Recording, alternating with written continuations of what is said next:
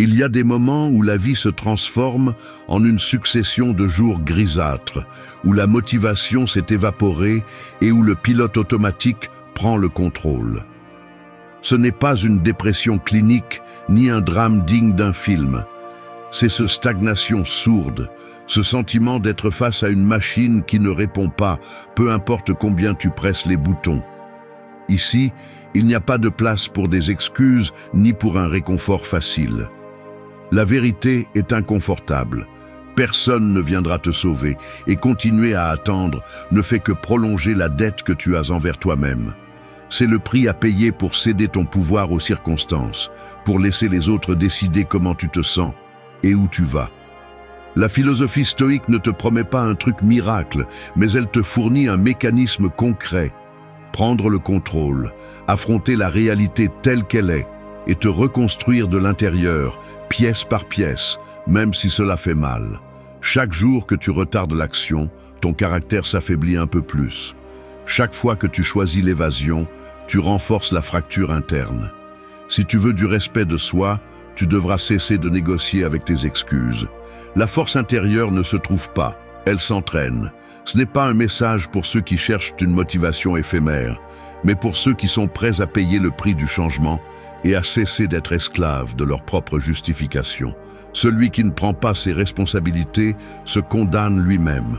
Aujourd'hui, nous allons briser ce cycle. 1. Prends le contrôle de tes décisions. Personne ne te le dira en face, mais voici, si tu continues à attendre que les circonstances changent, que les gens te comprennent ou que la chance finisse par se souvenir de toi, tu vas rester exactement là où tu es maintenant, piégé dans le même cercle vicieux d'excuses et de procrastination. Ce que tu as devant toi est la réalité sans filtre. Tout changement intérieur commence le jour où tu cesses de chercher des coupables à l'extérieur et acceptes que chaque résultat, chaque sensation de vide, chaque frustration a sa racine dans tes décisions, petites ou grandes, prises au quotidien, souvent par inertie ou par peur. Personne ne viendra te sauver de ta propre passivité. La vérité inconfortable est que chaque fois que tu choisis de ne pas décider, tu décides aussi. Tu choisis de rester au même endroit, tu choisis d'être spectateur de ta vie pendant que d'autres prennent le contrôle de la leur. Débarrasse-toi de cette habitude de blâmer le passé, tes parents, l'économie, ton partenaire, la météo, peu importe. Ça ne sert à rien, ça ne change rien, ça te rend juste plus faible. C'est un mécanisme mental qui t'anesthésie et si tu ne le brises pas, te transforme en otage de ton propre récit. Le stoïcisme n'est pas une invitation à te résigner ni à te mettre en tapis. C'est un appel brutal à prendre les rênes de ce que tu penses, ressens et fais. Personne ne te doit rien. Tu es le seul responsable de la qualité de ta vie et de ce que tu fais avec le temps que tu as. La responsabilité pèse, oui, mais elle libère aussi. Quand tu comprends que ton pouvoir réside dans tes choix, le victimisme perd son sens. Les gens forts ne se cachent pas derrière des excuses infantiles. Les gens forts regardent de front leur propre rôle dans le désastre et aussi dans la reconstruction. Ne confonds pas cela avec de l'auto-tromperie optimiste.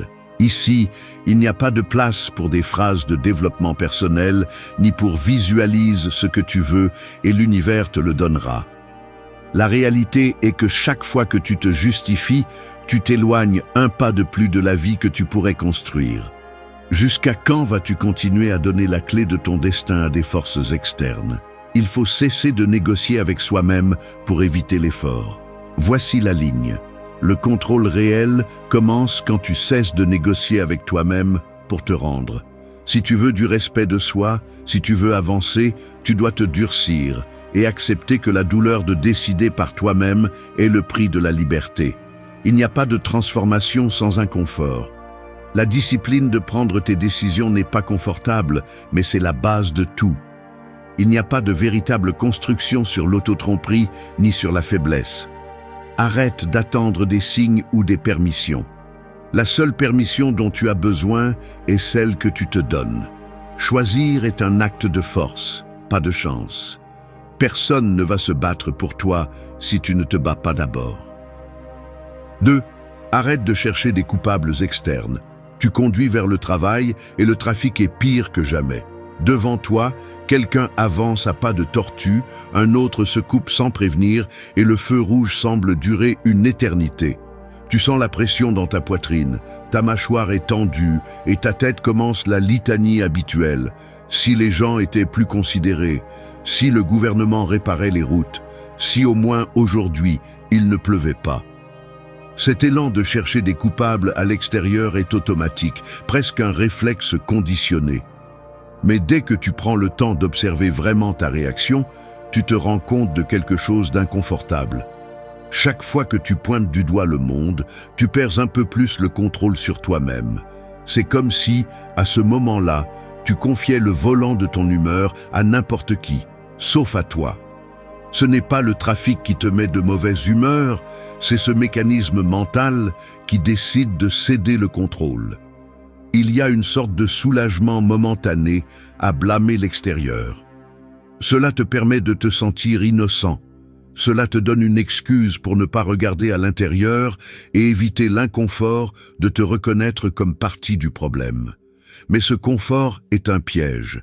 Il s'accumule comme une dette émotionnelle qui, tôt ou tard, te sera facturée sous forme de frustration chronique, de ressentiment et de paralysie. Le véritable poids ne réside pas dans ce qui se passe à l'extérieur, mais dans l'inertie interne de toujours chercher des responsables au-delà de tes limites. Une idée toxique s'installe, celle que ton bien-être dépend de facteurs que tu ne vas jamais contrôler complètement. Ainsi, chaque fois que l'environnement échoue, ton humeur chute et tu te convaincs d'être victime d'un monde défectueux. Jusqu'à quand vas-tu laisser ta vie être une réaction en chaîne à ce que font ou ne font pas les autres? La réponse honnête, même si elle fait mal, est que tant que tu resteras accroché à ce schéma, ta croissance sera toujours hypothéquée. Changer cette fondation nécessite un acte de brutale honnêteté.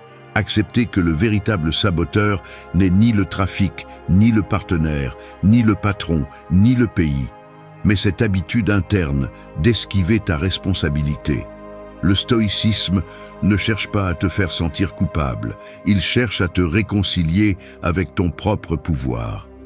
Car c'est seulement lorsque tu cesses de chercher des coupables que tu retrouves la capacité d'investir ton énergie dans ce que tu peux réellement transformer.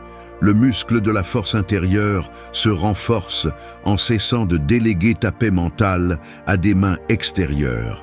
Choisis de ne plus être otage de ce que tu ne peux pas contrôler. La liberté personnelle commence le jour où tu assumes le prix de ta responsabilité. Personne ne te doit ta sérénité, c'est toi qui la cultives ou la négliges chaque jour. 3. Affronte la réalité sans évasion. Je vais être honnête, la partie de moi qui me coûte le plus à affronter est celle qui, malgré tout le discours rationnel, cherche encore des moyens de ne pas regarder la réalité en face. Il y a un mécanisme qui s'active presque sans que tu le remarques. Tu reportes une conversation difficile, tu minimises l'ampleur d'une mauvaise habitude, tu te répètes que ce n'est pas si grave, et même tu cherches des distractions pour ne pas avoir à t'asseoir et ressentir ce qui se passe vraiment. C'est brutal de reconnaître à quel point on peut devenir son propre pire obstacle, non pas par manque d'information, mais par cet élan de continuer à nier l'évident, de vouloir filtrer la vie pour qu'elle fasse moins mal. Mais chaque fois que tu évites, même avec l'excuse de te protéger, la seule chose que tu réussis à faire est de reporter le moment où tu devras payer le prix complet de cette évasion, multiplié. Affronter la réalité sans anesthésie est inconfortable, mais la charge accumulée de tout ce que tu ignores est bien plus inconfortable. Le problème, c'est que l'évasion n'est pas seulement un acte conscient, c'est une structure mentale qui se nourrit de petites concessions quotidiennes. Tu te dis que demain tu auras plus d'énergie, que tu le résoudras quand tu te sentiras mieux, que ce n'est pas le moment. Mais cette collection d'excuses, au lieu de te soulager, te vole de la force. L'esprit apprend vite. Si chaque fois qu'une inconfort te dérange, tu la couvres par une distraction ou une justification, tu finis par entraîner ton caractère dans la faiblesse. Tu vis dans un cycle où la négation te vole la clarté, et la clarté est la seule chose qui pourrait te donner une direction. L'évasion, tôt ou tard, devient une dette psychologique qui accumule des intérêts. Ce que tu ne résous pas aujourd'hui, tu le retrouves demain avec le double de poids. Il ne s'agit pas d'adopter une posture froide d'indifférence, ni de te punir pour chaque erreur. Il s'agit d'avoir le courage de voir les faits tels qu'ils sont, sans maquillage émotionnel ni distorsion pour adoucir le choc. Le stoïcisme insiste là-dessus parce qu'il sait qu'il n'y a pas de construction possible sur le mensonge, ni de progrès là où l'on cache la tête. La réalité est dure, mais la distorsion est létale. Chaque fois que tu choisis d'affronter ce qui te dérange, tu récupères une partie de ton pouvoir perdu. Il ne s'agit pas d'être invulnérable, mais d'être honnête. La force intérieure se forge dans la friction avec la vérité. Ose regarder en face ce que tu ne veux pas voir, tes limites, tes échecs, tes peurs, tes schémas répétitifs. Ce n'est qu'ainsi que tu peux commencer à les transformer. L'évasion est l'usine de l'auto-tromperie. Le courage d'accepter est la porte au changement réel. Tu n'as pas besoin de te sentir prêt à affronter la réalité. Tu dois décider de le faire, même si cela te dérange, même si cela fait mal. Cesser de fuir est le premier acte de dignité personnelle. Chaque fois que tu choisis de voir les choses telles qu'elles sont, même si ce n'est que pour quelques secondes, tu avances plus que des années de justification. Ce qui n'est pas affronté ne disparaît pas. Il s'enquiste simplement. Choisis la vérité, même si elle est inconfortable. L'autotromperie est une prison sans barreaux, mais elle t'enferme quand même. Alors, si tu veux une vie différente, commence par la discipline de regarder la réalité sans filtre, sans excuses et sans anesthésie. C'est le terrain où la transformation devient possible. 4. Fixe un cap clair dans ta vie. Un bateau à la dérive en mer ouverte ne sent pas le poids de son ancre, mais chaque vague l'éloigne un peu plus du port qu'il n'a jamais choisi. C'est un mouvement constant, oui, mais sans sens, sans direction, comme ces jours qui se succèdent les uns après les autres, où tu ne fais que survivre en éteignant des incendies qui ne te concernent pas, en accomplissant des routines que tu ne remets plus en question, en laissant la marée des obligations t'emporter où que ce soit, sauf là où tu veux vraiment être.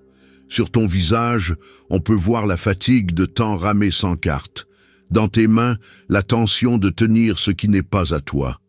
Le visage se durcit, le regard perd son éclat, le dos se courbe sous le poids des attentes empruntées. Ainsi s'accumule l'usure invisible. Chaque décision reportée, chaque objectif que tu n'oses pas dessiner, chaque jour vécu en pilote automatique te retire une couche d'énergie et de but. Personne ne t'offre la clarté. Tu dois la construire, pas à pas, avec des actes concrets et la brutalité honnête de te demander vers où tu veux vraiment aller, même si la réponse te met mal à l'aise. Le manque de cap n'est pas seulement un problème philosophique, c'est une détérioration palpable. On le ressent dans le corps quand tu te réveilles sans envie. On le lit dans ton agenda vide de sens. On l'entend dans tes longs silences évasifs quand quelqu'un te demande ce que tu attends de la vie. Le vide ne surgit pas par manque d'options, mais par la lâcheté de ne choisir aucune. Il n'est pas surprenant que les jours sans but pèsent 3 fois plus. L'esprit se disperse, la motivation se dissout et chaque action finit par être une réaction, jamais un choix personnel. L'usure est silencieuse, mais létale. C'est l'érosion quotidienne de la volonté. C'est pourquoi fixer un cap clair n'est pas un luxe ni une phrase inspirante, c'est une nécessité urgente. Le caractère se façonne quand tu décides de ne plus vivre selon les urgences des autres et que tu t'engages, même si ta voix tremble, à un objectif défini. Ce qui n'est pas nommé n'existe pas. Ce qui n'est pas poursuivi se perd dans le brouillard de la routine. Il ne s'agit pas de trouver un grand but gravé dans la pierre, ni d'attendre le signal parfait. Il s'agit de choisir, même si tu doutes, un or provisoire, un objectif concret, et d'avancer vers lui avec discipline, même les jours où la motivation brille par son absence. La concentration est un muscle. Elle se renforce en rejetant la dispersion et en priorisant ce qui compte, ce qui te rapproche, même si c'est un pas minuscule, de ce que tu sais au fond de toi que tu dois construire. La direction ne s'improvise pas, elle se forge. Celui qui n'ose pas choisir finit là où il ne voulait pas arriver. Trace ton cap, même si l'horizon est nuageux. Rien n'érode plus le caractère qu'un voyage sans destination. Définis ton chemin, même s'il est imparfait, et commence à marcher. Le sens n'apparaît pas, il se construit. 5. Agisse, même si tu ressens de la peur ou du doute. La peur n'est pas une excuse, c'est une épreuve. Si tu attends de te sentir prêt, tu ne bougeras jamais de ta place. La différence entre ceux qui avancent et ceux qui restent paralysés n'est pas l'absence de peur ou de doute, mais la décision d'agir même avec un pouls tremblant. Personne ne va relever ta vie à ta place pendant que tu collectionnes des excuses. Ça suffit de justifier l'inaction avec des phrases comme « ce n'est pas le moment »,« je ne suis pas encore prêt »,« quand j'aurai plus confiance, je le ferai ». Ces phrases sont des chaînes invisibles que tu t'es mises toi-même. La réalité est brutale. La sécurité n'arrive jamais avant le saut. Elle arrive après avoir affronté ce qui te fait peur. Attendre que la peur disparaisse est le mécanisme le plus efficace pour rester figé dans la même version de toi qui t'étouffe déjà. Le stagnation ne se brise pas en pensant, elle se brise en agissant, même si ta voix intérieure te dit que tu vas échouer. Arrête de négocier avec tes peurs comme si elles étaient des oracles prédisant ton échec. Ce ne sont que des alarmes internes, pas des sentences définitives. Si tu restes assis à attendre la sensation magique de certitude, tu vas regarder en arrière dans 1 an et voir la même liste de choses à faire, les mêmes rêves non réalisés et la même frustration enracinée. L'action fait mal, oui, mais l'inaction te dépouille de ton caractère. La vie n'attend pas ceux qui doutent, elle punit ceux qui procrastinent. Chaque fois que tu choisis d'agir malgré la peur, tu entraînes une fibre intérieure qui ne s'acquiert pas en lisant des livres ou en écoutant des discours motivants. Le respect de soi ne s'achète pas, il se mérite. Et le seul prix à payer est de traverser l'inconfort de bouger, même quand tout en toi te crie de rester immobile. C'est aussi simple que ça et aussi dur. Ce n'est pas une question d'inspiration, c'est une question de volonté. Il est facile de se réfugier dans le perfectionnisme ou dans l'excuse de la préparation infinie. Mais chaque jour que tu remets à plus tard une décision, que tu résous un conflit, que tu commences un projet ou que tu sors d'une relation qui te draine, tu cèdes du terrain à la lâcheté déguisée en prudence. Vas-tu continuer à alimenter ce mécanisme mental qui te convainc que demain est meilleur qu'aujourd'hui? La vie ne se transforme pas depuis une zone de confort. Les changements se cuisinent dans l'inconfort, le risque et la peur affrontés de front. Si tu tombes, tu te relèves. Si tu doutes, tu avances quand même. La peur ne disparaît pas, elle se vainc par l'action. Ne cherche pas de garantie, cherche du courage. Si tu veux du respect de soi, arrête de négocier avec tes doutes et pousse. Tu n'as pas besoin de permission pour avancer, juste la décision de ne plus te faire petit face à tes insécurités. L'action est l'antidote contre la stagnation. Ce que tu ne fais pas aujourd'hui sera le poids que tu porteras demain. 6. Renforce ta discipline jour après jour. Personne ne va te donner de la discipline. Il n'existe aucun raccourci ni motivation soudaine qui puisse remplacer le travail constant nécessaire pour se construire de l'intérieur. Le muscle de la discipline ne s'hérite pas et ne s'achète pas. Il se travaille parfois seul, à porte close, dans ces moments où personne ne te regarde et où tout en toi te pousse à céder, à revenir à ce qui est confortable, à remettre à demain. La réalité, c'est que la plupart du temps, tu ne voudras pas faire ce que tu dois. Tu chercheras des excuses sophistiquées, des raisons logiques pour procrastiner, de petites négociations internes qui te promettent un soulagement momentané, en échange du sacrifice de ton progrès à long terme. L'esprit est expert pour te vendre l'histoire que sauter une fois n'a pas d'importance, que tu as déjà fait suffisamment, que tu mérites du repos avant de l'avoir gagné. Mais chaque concession à cette voix intérieure est une fracture dans ton caractère. C'est là que se définit qui prend le contrôle, toi, ou le mécanisme automatique qui recherche le plaisir immédiat et évite l'effort. La vraie discipline n'est ni héroïque ni spectaculaire. Elle est silencieuse, inconfortable, répétitive. Elle te confronte à ta version la plus paresseuse, aux parties de toi qui préfèrent se distraire, se perdre dans la gratification instantanée ou se contenter de survivre à la journée. Et c'est dans cette friction quotidienne que se mesure ton respect de soi. N'attends pas que la motivation te sauve chaque matin. C'est un piège mental qui ne fait que retarder le début du changement. La discipline est le prix que tu paies pour avoir le contrôle sur toi-même. Les promesses que tu te fais en privé valent plus que n'importe quelle reconnaissance extérieure. La cohérence se démontre dans ce que tu choisis quand personne ne t'exige. C'est la base du véritable autogouvernement. Faire ce que tu sais que tu dois faire, même les jours où tout en toi te demande de capituler.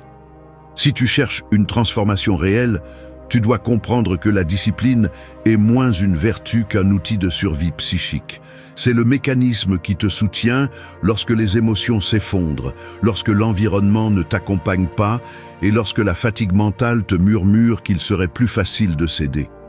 Le caractère se forge dans ces petits moments où tu franchis le seuil de l'inconfort et où tu restes ferme, même si cela coûte, même si cela fait mal. Cède une fois et ton esprit le retiendra comme un permis. C'est pourquoi ne sous-estime pas le pouvoir cumulatif de tes décisions quotidiennes. Il n'existe pas de discipline sans autosurveillance, sans ce regard honnête qui détecte les excuses avant qu'elles ne deviennent des habitudes.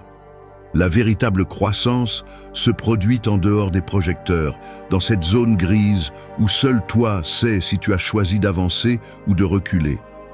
Personne ne va t'applaudir pour avoir rempli tes obligations, mais ton respect de soi en dépend. La discipline n'est pas une punition, c'est la plus grande expression de soin de soi. Si tu veux vraiment sortir de l'impasse, renforce ta discipline jour après jour, même s'il n'y a pas de témoin, même si personne ne le remarque. Le prix du changement est de faire ce qui est inconfortable jusqu'à ce que cela devienne inévitable. 7. Sois cohérent entre pensée et action.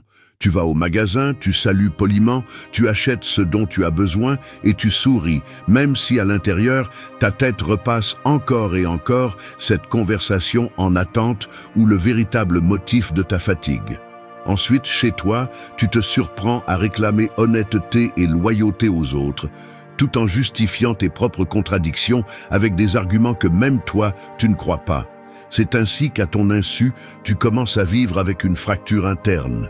Une partie de toi exige de la cohérence du monde, mais une autre partie opère selon la loi du « fais ce que je dis, ne fais pas ce que je fais ». Le désajustement entre la pensée et l'action n'est pas un problème philosophique lointain. C'est l'origine tangible de l'insatisfaction, de l'épuisement et de la sensation constante de te trahir. Chaque fois que tu agis contre tes principes, même si personne ne le sait, ton esprit l'enregistre comme une dette interne qui peu à peu devient un fardeau psychologique. Tu peux tromper les autres, mais ton estime de soi se joue dans ces petites décisions quotidiennes où tu choisis entre l'intégrité et le confort. Le mécanisme est clair, tu justifies un raccourci, tu ignores une promesse, tu t'accordes une incongruité parce que ce n'est pas si grave. Et ainsi tu entraînes ton cerveau à tolérer l'incohérence. Mais le prix n'est pas négligeable. L'autoconcept s'érode, la confiance en soi se brise et la motivation devient inconstante, car au fond, tu sais que tu ne peux pas faire confiance à celui qui ne respecte même pas sa parole. L'incohérence n'est pas seulement une erreur éthique, c'est l'origine de l'anxiété sourde, de la fatigue qui ne s'en va pas avec le sommeil, de la sensation d'être toujours en dette envers toi-même. Il ne s'agit pas de rechercher la perfection, mais de combler le fossé entre ce que tu penses et ce que tu fais, car c'est là que se construit le véritable caractère. Ce que tu tolères en privé se filtre dans le public. Ce que tu te permets dans le petit devient fracture dans le grand. Il n'existe pas d'autogouvernance sans cohérence interne. Le stoïcisme le dit clairement. La force ne réside pas dans le fait de ne pas ressentir de contradictions, mais dans le fait de les affronter et de corriger le cap chaque fois que tu dévies. Pense à chaque décision comme un investissement ou une soustraction dans ton compte de respect de soi. La cohérence, c'est faire ce qui est juste, même quand personne ne te voit. Si tu tolères la distance entre ce que tu penses et ce que tu fais, tu alimentes le cycle de la frustration. Le véritable pouvoir personnel se construit lorsque ta parole et ton action vont dans la même direction, même si cela coûte, même si l'environnement invite à la tentation facile. Il ne s'agit pas de paraître impeccable devant les autres, il s'agit de pouvoir te regarder en face sans ressentir de honte pour tes concessions. Lorsque tu choisis d'être cohérent, la vie se simplifie. Moins d'épuisement, moins de culpabilité, plus de force pour affronter ce qui vient. La cohérence ne te rend pas parfait, mais elle te rend invulnérable à l'auto-tromperie. Si tu veux un respect de soi durable, commence par cesser de te trahir dans le quotidien. Chaque acte aligné est une brique de plus dans ta reconstruction interne. 8. Prends la responsabilité de ta croissance.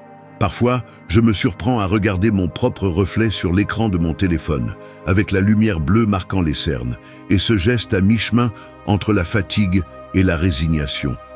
La routine se sent comme un poids sur les épaules, les jours s'empilent et la vie semble avancer sans me demander la permission. Ce n'est pas que j'ignore que je devrais faire plus, apprendre, m'améliorer, grandir. C'est que bien souvent, je me piège dans le piège d'attendre que l'élan vienne de l'extérieur, que quelqu'un ou quelque chose me secoue et m'oblige à évoluer. Il m'est inconfortable de l'admettre, mais il y a une part de moi qui s'est installée dans le confort de l'attente, comme si la croissance était une conséquence logique du passage du temps et non le résultat d'un effort volontaire. C'est là que commence l'auto-illusion. Quand je crois que juste par le fait d'exister, de remplir mes obligations, de survivre un jour de plus, je progresse déjà. Mais la réalité est tout autre. La croissance personnelle ne se produit pas simplement parce que les jours passent, ni parce que la vie te met à l'épreuve. Soit tu prends le contrôle de ton propre développement, soit tu stagnes, même si ton environnement change 1000 fois. Pense à ces moments où tu restes à regarder une série par inertie, tout en notant mentalement tout ce que tu devrais être en train de faire. Le corps s'installe sur le canapé, l'esprit flotte dans une sorte de brouillard tranquille, et bien que tu ressentes un léger malaise, tu l'anesthésies avec des distractions. Le détail réside dans les petits gestes. Tu repousses cette lecture en attente. Tu laisses pour demain la conversation gênante. Tu évites d'apprendre de nouvelles compétences parce que la peur de l'échec se déguise en paresse. Ces actes minimaux sont en réalité des décisions de rester le même. Il n'y a pas de développement possible si tu ne prends pas la responsabilité de pousser tes propres limites, si tu n'acceptes pas que personne d'autre ne fera le travail intérieur à ta place. La responsabilité de grandir est inconfortable car elle implique de cesser d'attendre que l'environnement t'oblige. Elle implique que tu te lèves, que tu te mettes mal à l'aise face à tes manques et que tu choisisses, même à contre-cœur, de faire quelque chose de différent aujourd'hui. Personne ne devient fort par accident. La croissance personnelle n'est pas automatique, elle est intentionnelle. Prends la responsabilité de ton évolution comme on prend soin d'une plaie pour qu'elle cicatrise bien. Avec une attention quotidienne, avec des désagréments, avec discipline. Chaque jour où tu choisis de ne pas exiger plus de toi, tu t'habitues un peu plus à la médiocrité. Ne confonds pas confort avec bien-être ni passivité avec maturité. Tu peux avoir l'agenda rempli d'activités et rester vide si tu n'investis pas dans ce qui te construit réellement. Le véritable progrès ne se sent pas glorieux. Il est souvent rude, solitaire et composé de petits actes qui s'additionnent. La responsabilité, c'est cesser d'attendre des miracles et commencer à créer des résultats. Si aujourd'hui tu ne prends pas en charge ta propre croissance, demain tu n'auras qu'une version plus fatiguée de la même frustration. Personne ne va te pousser à évoluer. Le travail est à toi, la décision aussi. 9. Ne dépend pas de la motivation passagère. Pense à la motivation comme à une allumette. Elle s'allume facilement, brûle intensément quelques secondes, puis il ne reste que des cendres et la même obscurité qu'auparavant. Compter sur cet élan fugace pour changer ta vie est une autotromperie confortable, mais brutalement inefficace. La motivation est traîtresse. Elle apparaît quand tu en as le moins besoin et disparaît juste les jours où tout pèse le double. Si ton avancement dépend d'attendre cet élan éphémère, alors ton progrès est vendu au hasard, à l'émotion du moment, à la paresse déguisée en quête intérieure. Tu mets ta reconstruction personnelle entre les mains d'un mécanisme volatile, alors que ce dont tu as vraiment besoin, c'est d'une structure interne qui ne dépende pas de l'humeur, du climat ou de la vidéo inspirante de la semaine. Celui qui attend d'être motivé s'enlise dans l'inertie. Tu n'as pas besoin d'étincelles, tu as besoin de résistance. Le problème, c'est que la culture actuelle t'a vendu l'idée que tu ne dois agir que lorsque tu ressens l'envie. Ce conseil est du poison déguisé en conseil moderne. Que crois-tu qu'il se passe les jours gris quand le corps ne répond pas et que l'esprit se sent vide? Si tu te donnes la permission d'agir seulement lorsque la motivation te rend visite, alors tu as signé ta condamnation à la médiocrité. La discipline est ce qui te maintient en mouvement lorsque l'enthousiasme s'évapore, lorsque l'émotion devient indifférence et lorsque l'esprit cherche des excuses sophistiquées pour dissimuler sa paresse. Il est facile de s'entraîner quand il y a du public, il est facile d'étudier quand tout coule, il est facile d'avancer quand l'énergie est abondante. Mais ce qui compte vraiment, c'est ce que tu fais quand tout cela échoue. Ne construis pas ta vie sur des impulsions, construis-la sur des décisions. Ceux qui réussissent à changer vraiment sont ceux qui ont compris que la motivation est un luxe, pas une condition. Ils en ont assez d'attendre et ont décidé d'agir même sans envie, même lorsque le corps proteste, même lorsque l'esprit supplie pour un repos qu'il ne mérite pas.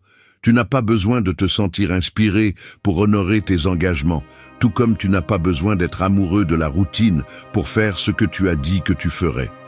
Chaque fois que tu cèdes au récit de la motivation, tu renforces ta faiblesse. Chaque fois que tu accomplis sans envie, tu renforces ton caractère. C'est aussi simple que cela. La motivation est l'applaudissement fugace. La discipline est le fondement invisible. Si tu veux du respect de soi, entraîne ta capacité à agir sans éclat, sans témoin et sans la promesse de plaisir immédiat. Ne mets pas ta vie sur pause en attendant qu'un éclair d'énergie te tombe dessus. La vie ne te doit pas d'inspiration, tu te dois de la constance. 10. Entoure-toi de personnes qui te poussent. Entoure-toi de personnes qui te poussent ou prépare-toi à porter le poids mort de ceux qui te freinent. La vérité inconfortable est que tes limites personnelles ne se forgent pas seulement dans la solitude. Elles se sculptent, pour le meilleur ou pour le pire, dans cet environnement invisible que tu tolères au quotidien. Si tu t'entoures de ceux qui se contentent de peu, tôt ou tard, tu deviens complice de leur inertie. L'esprit apprend par imitation bien avant que tu ne t'en rendes compte. Tu absorbes le découragement des autres, tu normalises la plainte, tu deviens expert pour justifier ton stagnation parce que tout le monde autour de toi le pratique comme si c'était un art. La médiocrité est contagieuse et il suffit de baisser la garde quelques jours pour qu'elle s'infiltre et finisse par anesthésier ton envie de grandir. Il est brutalement honnête de l'admettre, mais souvent, le plus grand saboteur de ton avancement n'est pas ton manque de volonté, mais la validation constante de l'environnement qui t'invite à rester le même. Le mécanisme est pervers. Tu cherches l'acceptation, tu crains de déranger, tu préfères ne pas défier le confort collectif parce que cela te garantit d'appartenir. Mais ce prix est extrêmement élevé. Chaque conversation où tu tais tes aspirations pour ne pas paraître arrogant, chaque moment où tu minimises tes progrès pour t'intégrer, chaque fois que tu tolères le cynisme déguisé en réalisme, ton caractère s'affaiblit un peu plus. Un genre de pacte silencieux s'installe où personne n'exige plus de soi-même parce que cela mettrait en évidence les renoncements de tous. Ainsi, sans t'en rendre compte, tu t'entraînes à ne pas te démarquer et à porter la culpabilité de vouloir plus. La médiocrité se déguise en loyauté au groupe. Et le pire, C'est que l'habitude de te conformer devient une cage invisible. Tu te dis que tu es loyal, alors qu'en réalité, tu as juste peur d'avancer seul. La partie la plus difficile est de reconnaître que couper les liens ou prendre de la distance avec ceux qui n'apportent rien peut sembler être une trahison. Mais s'accrocher à des liens qui ne valident que ta version la plus faible ne fait que prolonger ta stagnation. Il ne s'agit pas de devenir froid ni de mépriser qui que ce soit, mais de comprendre que ton évolution est personnelle et que tu ne peux pas porter ceux qui refusent d'avancer. Ne t'excuse pas de grandir plus vite que ton environnement.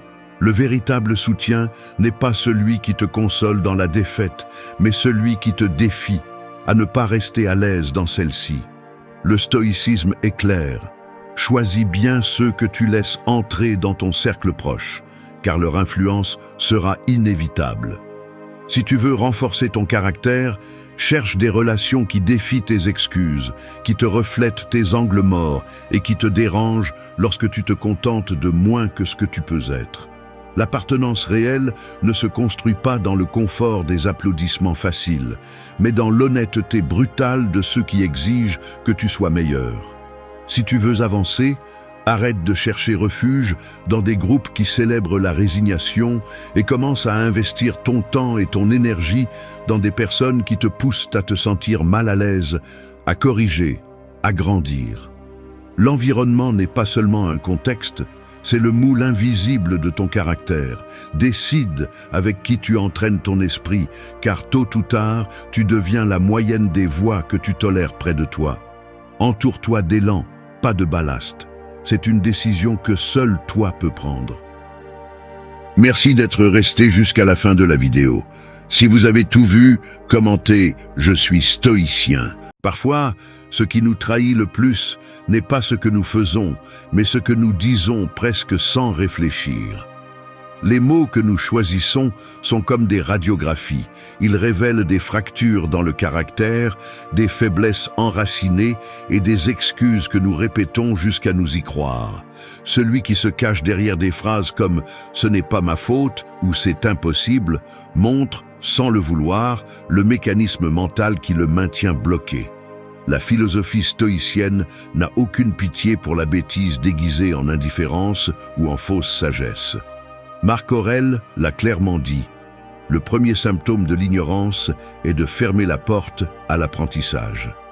Mais le plus dangereux, c'est que ces phrases surgissent dans la vie quotidienne, dans une discussion, au travail, en famille, et passent inaperçues, érodant peu à peu la possibilité de grandir. Ce n'est pas une question de style, c'est une question de fond. Chaque mot est une décision sur qui tu veux être. Si tu répètes « je sais déjà » ou « qu'est-ce que j'y gagne », tu t'entraînes à l'auto-limitation, cultivant un cercle vicieux où l'égoïsme et la paresse deviennent normaux. Changer commence par parler différemment, car le langage est le premier filtre entre l'intention et l'action. Aujourd'hui, tu vas découvrir 5 phrases qui, si tu les utilises encore, te freinent plus que tu ne l'imagines. Faire taire la bêtise est le premier pas pour cesser d'être ton propre obstacle. Seul celui qui ose se regarder en face peut commencer à se transformer. 1. Reconnaître l'impact de tes mots. Tes mots sont le premier filtre à travers lequel le monde te juge et le moyen le plus brutal de te trahir. Ne cherche pas d'excuses. Ce que tu dis, même lorsque tu te justifies, révèle le poids réel de ton caractère. Tu n'es pas si original ni si astucieux que tu le penses. Chaque fois que tu ouvres la bouche, tu donnes un indice précis sur qui tu es et de quoi tu es fait. Si tu parles depuis la colère, depuis la peur, depuis le ressentiment ou depuis l'indifférence, la seule chose que tu réussis à faire est de laisser clair le degré exact de ta faiblesse. Il n'y a pas de simulacre possible. Ce que tu prononces est ce que tu as entraîné dans ton esprit jour après jour. Et si tu répètes des phrases qui naissent du confort, de la plainte ou de l'évasion, n'attends pas que la vie te respecte plus que tu ne te respectes toi-même. La plupart préfèrent ignorer cela, se réfugier dans le mensonge de « je ne dis que ce que je pense », sans se rendre compte que penser sans filtre est un acte de négligence. Épictète l'a clairement dit. D'abord, maîtrise ton esprit. Ensuite, ta langue. Laisser tes mots s'écouler sans responsabilité, c'est comme remettre les clés de ta vie au hasard, et cela appartient à ceux qui ne veulent pas porter le poids de leurs propres décisions.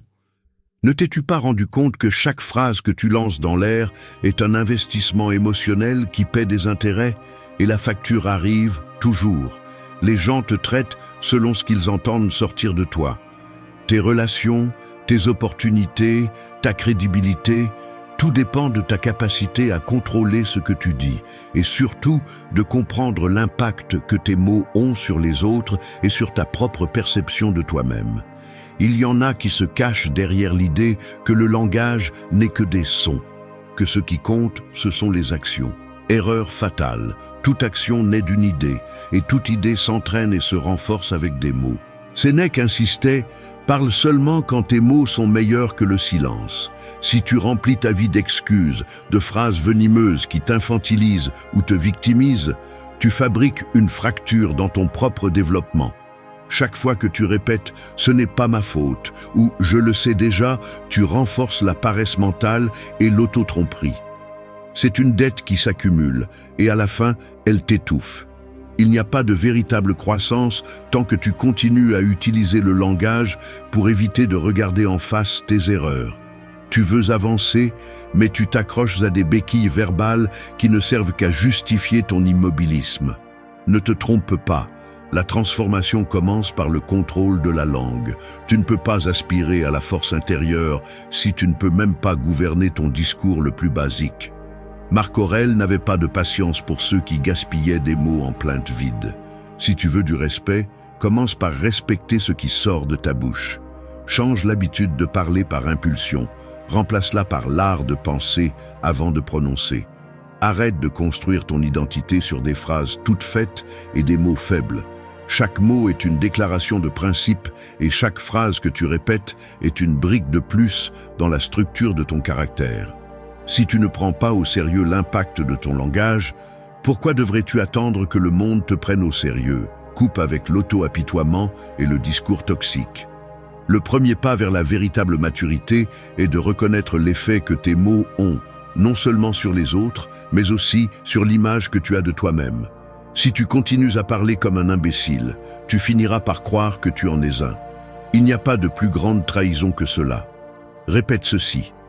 Chaque mot que je prononce est une décision qui me définit. Personne ne va te donner du respect ni de la croissance. Cela se conquiert d'abord par la manière dont tu parles. N'utilise pas ta bouche pour déguiser tes carences. Utilise ton langage comme un outil pour polir ce que tu es vraiment. Le changement commence là où il ne commence jamais. 2. Assume la responsabilité sans excuse. Tu te tiens devant le miroir de la salle de bain après une discussion au travail. Tu réfléchis à ce que tu viens de dire, à cette phrase automatique qui est sortie de ta bouche. Ce n'est pas ma faute. L'atmosphère reste chargée et bien que personne d'autre ne t'entende à ce moment-là, au fond, tu sais que tu t'es réfugié derrière une barrière invisible. C'est la même excuse qui surgit chaque fois que quelque chose tourne mal et que tu cherches de manière presque instinctive à éloigner le poids de tes épaules. Ce qui semble être un geste d'autoprotection finit par devenir la prison où ton progrès stagne. Il est confortable de se libérer du fardeau de la responsabilité, mais c'est beaucoup plus coûteux que tu ne veux l'admettre. Chaque fois que tu te décharges, ton caractère se rétracte un peu plus. Il n'y a pas de sabotage personnel plus efficace que cet élan de chercher des coupables ailleurs, de pointer du doigt à l'extérieur pour ne pas regarder à l'intérieur. Et le pire, c'est qu'après l'avoir fait tant de fois, ton esprit s'habitue. Il se programme pour fuir tout signe d'erreur personnelle, pour justifier toute faiblesse comme si elle était quelque chose d'étranger et non une dette envers toi-même. C'est là que commence le véritable piège. Car assumer la responsabilité n'est pas un acte héroïque, ni quelque chose qui te met au centre des projecteurs. C'est une décision silencieuse, inconfortable, presque ingrate. Cela exige que tu te tiennes ferme et que tu reconnaisses, même si personne ne t'y oblige, que ta vie est le résultat direct de ce que tu choisis et de ce que tu tolères. Le stoïque ne perd pas de temps à déguiser ses échecs, il les regarde en face et accepte le poids de ses actes sans embellissement ni raccourci. L'habitude de se justifier est un muscle faible. Quand tu l'utilises, tout le reste s'affaiblit. Mais entraîner la responsabilité jour après jour transforme chaque petit moment en une véritable opportunité d'amélioration. Il ne s'agit pas de punir tes erreurs, mais de les comprendre comme des signaux précis de ce qui peut encore croître en toi. La phrase « ce n'est pas ma faute » te vole la possibilité d'apprendre, car elle t'installe dans la passivité et te convainc que le changement est l'affaire des autres. À l'intérieur, le mécanisme est simple mais dévastateur. Chaque fois que tu t'excuses, tu enseignes à ton esprit que l'inconfort peut être évité, que céder devant la difficulté suffit à aller de l'avant.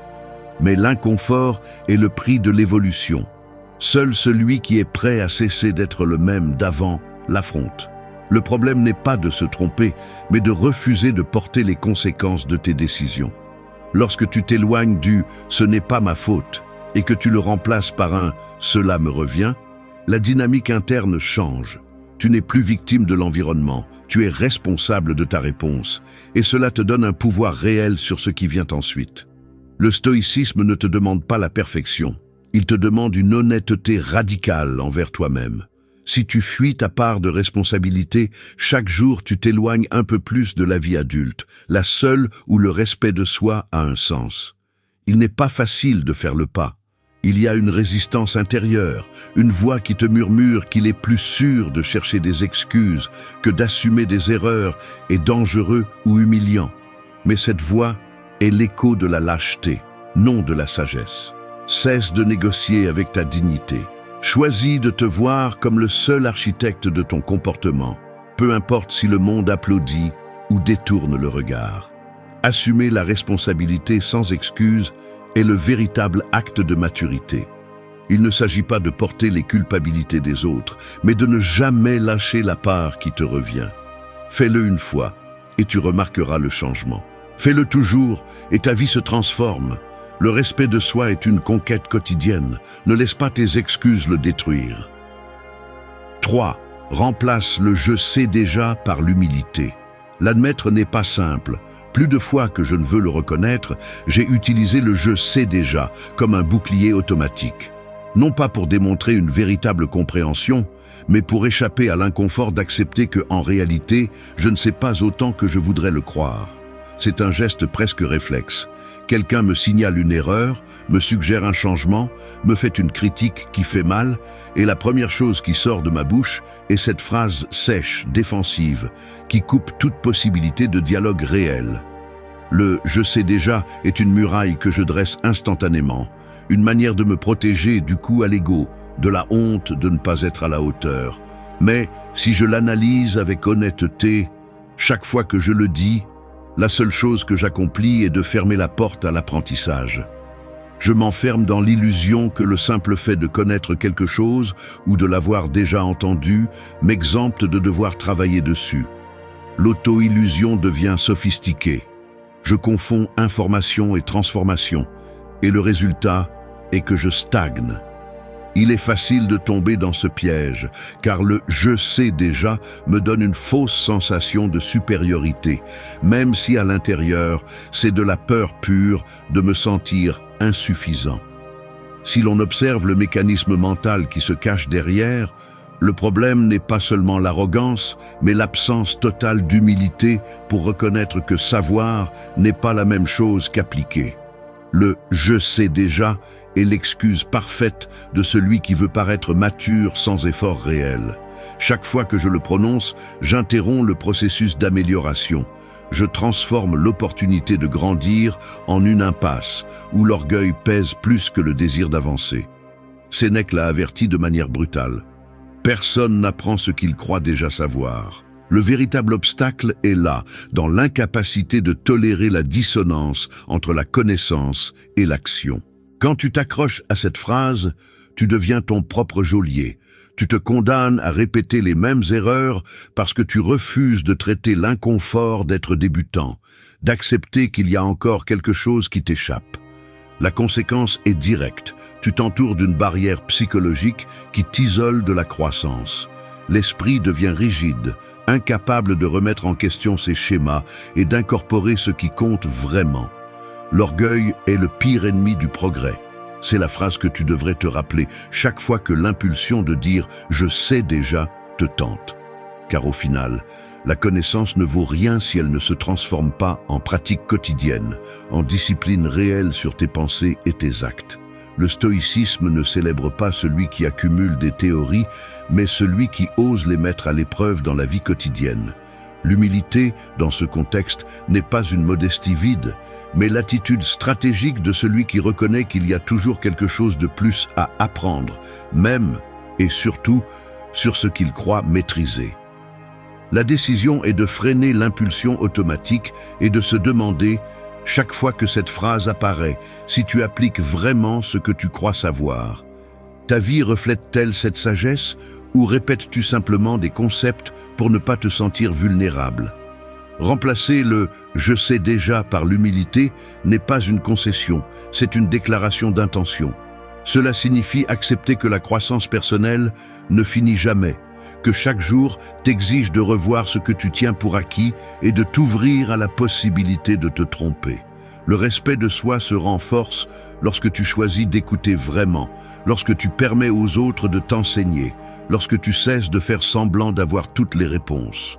Remplace l'arrogance par la curiosité et tu verras comment l'esprit se flexibilise, comment le caractère se renforce. Savoir n'est pas suffisant. Appliquer est ce qui transforme. C'est la différence entre un fou et un sage. 4. Affirmer la possibilité là où d'autres voient des limites. Un mur construit avec des briques anciennes et du mortier usé résiste rarement à l'épreuve du temps. Mais il suffit que quelqu'un, d'un seul coup précis, détecte la fissure et propose d'ouvrir une fenêtre là où d'autres ne voient qu'un obstacle, pour que la nature de tout l'espace change. C'est ainsi que fonctionne l'esprit chaque fois que tu t'entends dire « c'est impossible » et, par habitude ou résignation, tu fermes toute voie d'avancement. Les gestes le trahissent, épaules affaissées, regard furtif au sol, mains croisées sur la poitrine comme si tu tentais de te protéger d'une menace invisible. Cet enfermement, cette réduction des options, est un entraînement silencieux que tu répètes jusqu'à en faire un schéma. Peu importe si personne ne te contredit à voix haute, chaque fois que tu déclares une limite absolue, tu renforces la cage que tu as toi-même construite. La phrase « c'est impossible » ne décrit pas la réalité, elle l'impose. C'est du ciment frais sur tes propres capacités. La différence entre celui qui progresse et celui qui se fane ne réside pas dans le talent, mais dans la disposition à regarder le même obstacle et à oser remettre en question sa prétendue solidité. Marc Aurèle n'a pas écrit ses méditations pour convaincre les autres de ce qu'ils ne pouvaient pas faire. Il les a rédigées pour se rappeler que tout ce qui se passe peut être utilisé pour grandir, tant que tu ne remets pas ton pouvoir de décision à la résignation. Le « c'est impossible » est la déclaration de faillite anticipée de ton potentiel. C'est une prophétie auto-réalisatrice qui transforme tout défi en défaite avant même d'avoir combattu. Visuellement, c'est comme si, devant une porte fermée, au lieu de chercher la clé ou d'essayer la poignée, tu t'asseyais devant elle et annonçais qu'aucun pas n'est possible. Il n'y a rien de plus confortable que l'auto-illusion de la limite, et rien de plus corrosif pour le caractère. Ce qui est véritablement stoïque, c'est d'affirmer la possibilité là où d'autres ne détectent que des barrières. Il ne s'agit pas d'innocence ni d'optimisme superficiel. C'est la décision d'affronter l'inconfort, d'essayer, de supporter la tension, de ne pas savoir si tu obtiendras le résultat, mais de te mouvoir quand même. Si tu observes ceux qui transforment réellement leur environnement, tu remarqueras qu'ils s'arrêtent rarement devant le « on ne peut pas ». Ils ajustent leur posture, froncent les sourcils avec détermination, examinent le terrain et cherchent des alternatives, même si elles sont inconfortables ou peu visibles au début. Le muscle de la possibilité se renforce précisément dans ces moments où tout invite à abandonner. Répéter que quelque chose est impossible est le raccourci de ceux qui ne veulent pas porter le poids d'essayer. Au contraire, affirmer qu'il y a une voie, même si tu ne la vois pas immédiatement, est un acte de courage. La limite la plus dangereuse est celle que tu acceptes sans la discuter. C'est la ligne qui distingue celui qui se surpasse de celui qui s'enfouit dans des excuses. Chaque fois que tu te surprends à utiliser cette phrase, arrête-toi et observe comment réagit ton corps.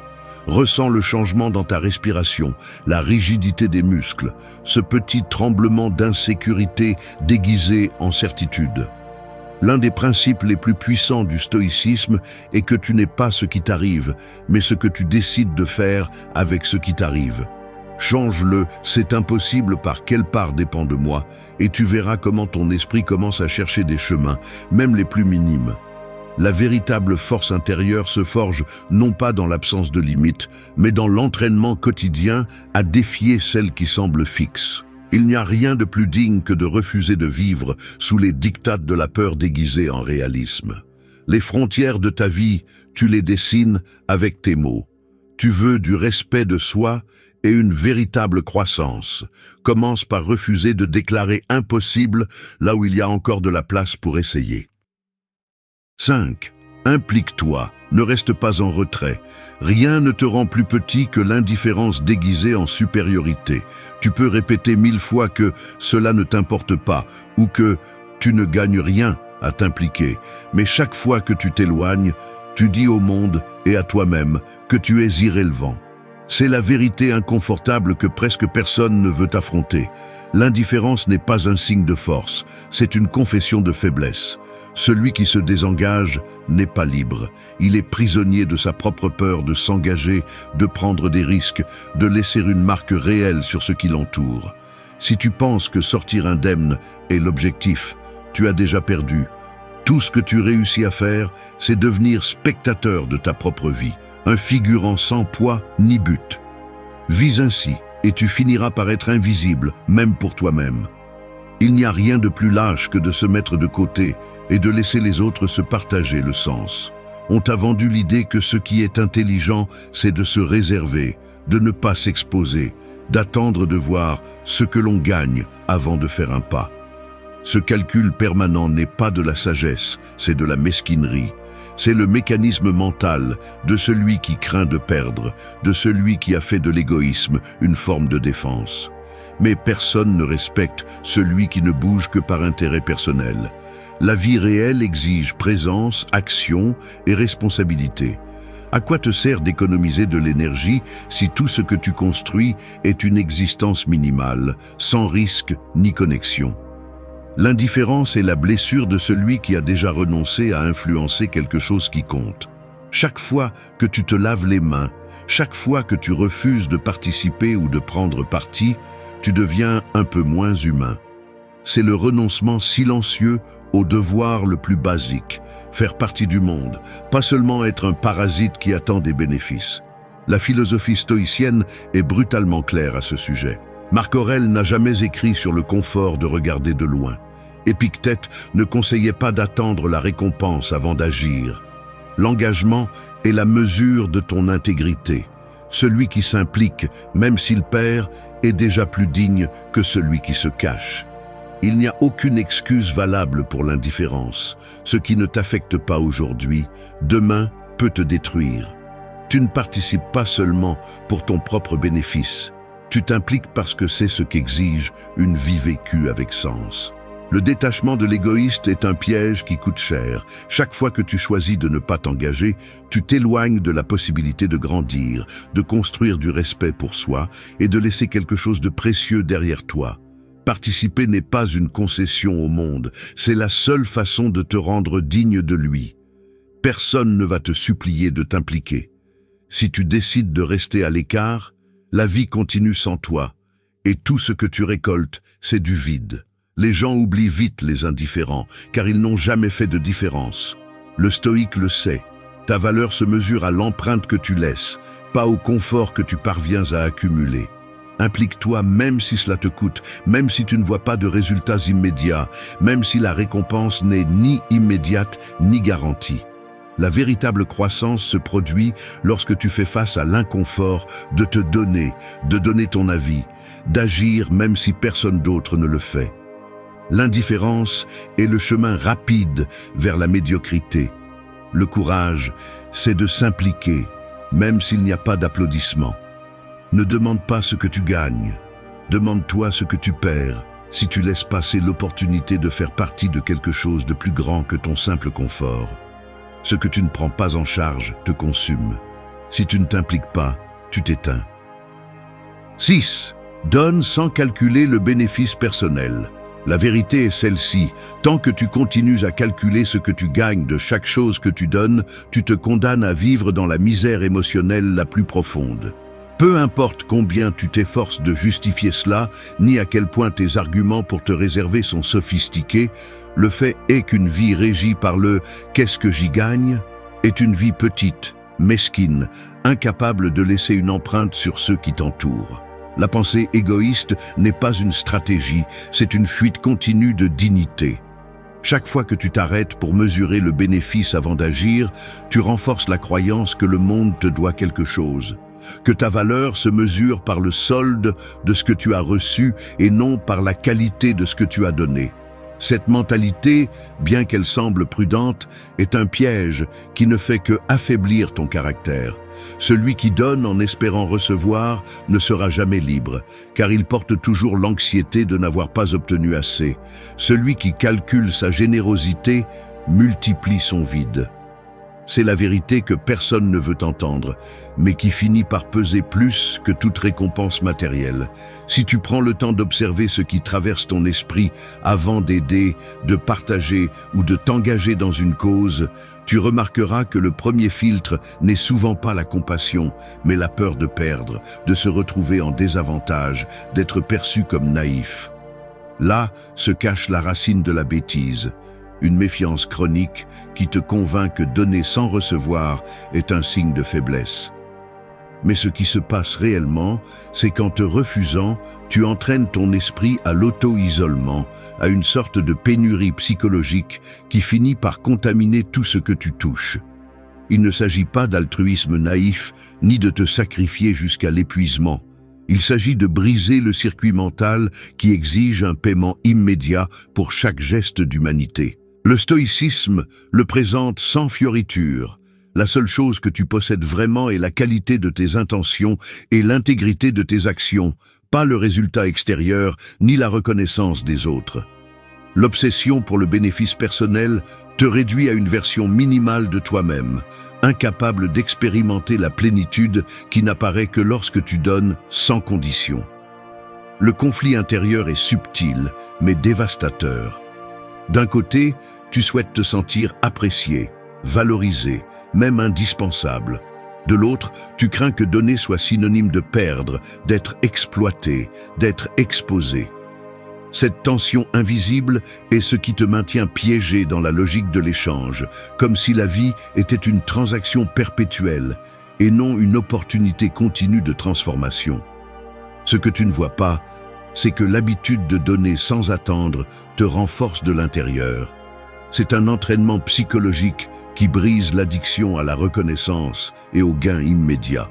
Chaque fois que tu choisis d'offrir quelque chose, temps, attention, aide, conseil, sans calculer le retour, tu envoies un signal clair à ton esprit que ta valeur ne dépend ni des applaudissements ni de la réciprocité, mais de la cohérence entre ce que tu penses, ressens et fais. La générosité authentique est une déclaration d'indépendance. Tu donnes parce que tu es, pas parce qu'il te manque quelque chose. Cela devrait être la marque de celui qui aspire à grandir.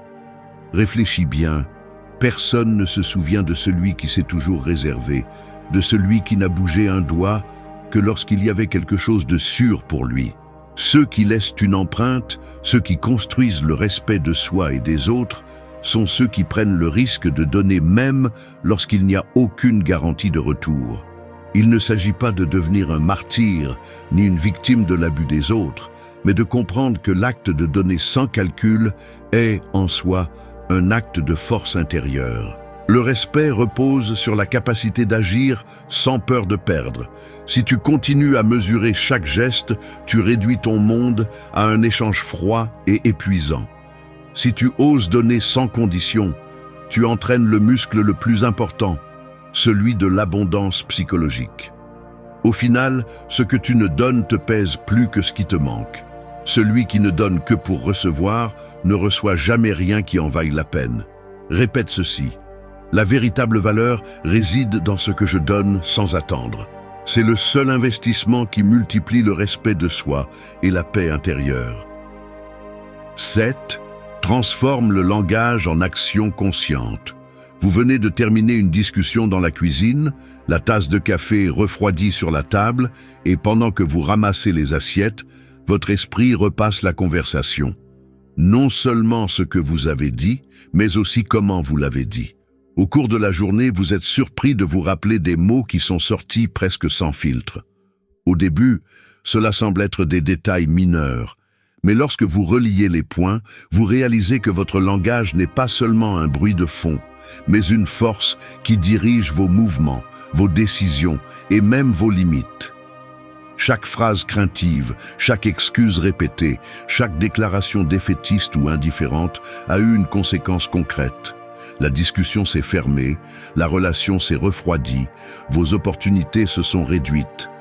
Analyser le mécanisme est simple et brutal à la fois. Le langage ne reste pas dans l'abstrait, c'est le signal de départ de votre comportement. Si vous pensez qu'il suffit de parler différemment pour que tout change, vous vous trompez.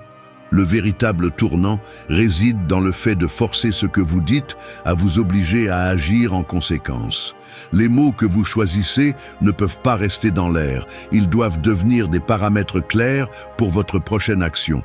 Ce n'est pas de la magie, c'est une stratégie. L'erreur centrale de ceux qui veulent grandir mais n'avancent jamais réside dans la séparation entre ce qu'ils disent et ce qu'ils font. Ils répètent des phrases stoïques, lisent des livres de philosophie pratique, conseillent même les autres. Mais lorsque vient le moment de l'inconfort réel, ils se réfugient dans les vieilles formules, se justifier, se plaindre, éviter, procrastiner. Le langage devient un déguisement, pas un outil de transformation. C'est ici qu'intervient l'analyse. Chaque fois que vous utilisez une phrase faible, vous générez un micro-entraînement à la passivité. Vous enseignez à votre esprit qu'il suffit de parler pour sentir que vous avez fait quelque chose. Mais le stoïcisme ne tolère pas cette auto-tromperie. Le but est simple. Ce que vous affirmez doit vous forcer à agir. Si vous dites que vous assumez la responsabilité, alors la prochaine étape est de prendre une décision inconfortable et de la maintenir. Si vous affirmez que quelque chose est important, il vous revient de le prouver par une action visible. Vous parlez pour vous engager, pas pour vous excuser. C'est la différence entre ceux qui avancent et ceux qui stagnent. Le processus peut être clairement cartographié. D'abord, identifiez la phrase vide que vous répétez le plus souvent. Ensuite, faites l'exercice conscient de vous arrêter juste avant de la prononcer. À ce moment-là, demandez-vous quelle est l'action minimale qui validerait cette affirmation. Il ne s'agit pas de promettre de grands changements, mais de forcer la concordance entre les mots et le mouvement. La conséquence directe de cet entraînement est la destruction progressive de l'auto-indulgence. Vous ne pouvez plus vous cacher derrière ce qui sonne bien. Le langage se transforme en une sorte de contrat interne et en le rompant, vous êtes confronté à l'inconfort de l'incohérence. C'est le point critique où vous grandissez, où vous vous répétez. La clé est d'utiliser le langage comme un levier d'action. Chaque phrase doit être une instruction pour la prochaine étape. Si vous déclarez que quelque chose est possible, cherchez la preuve, même si elle est petite. Si vous assumez que quelque chose vous revient, agissez sans attendre de permission ni de reconnaissance. Il n'y a pas de transformation sans inconfort appliqué.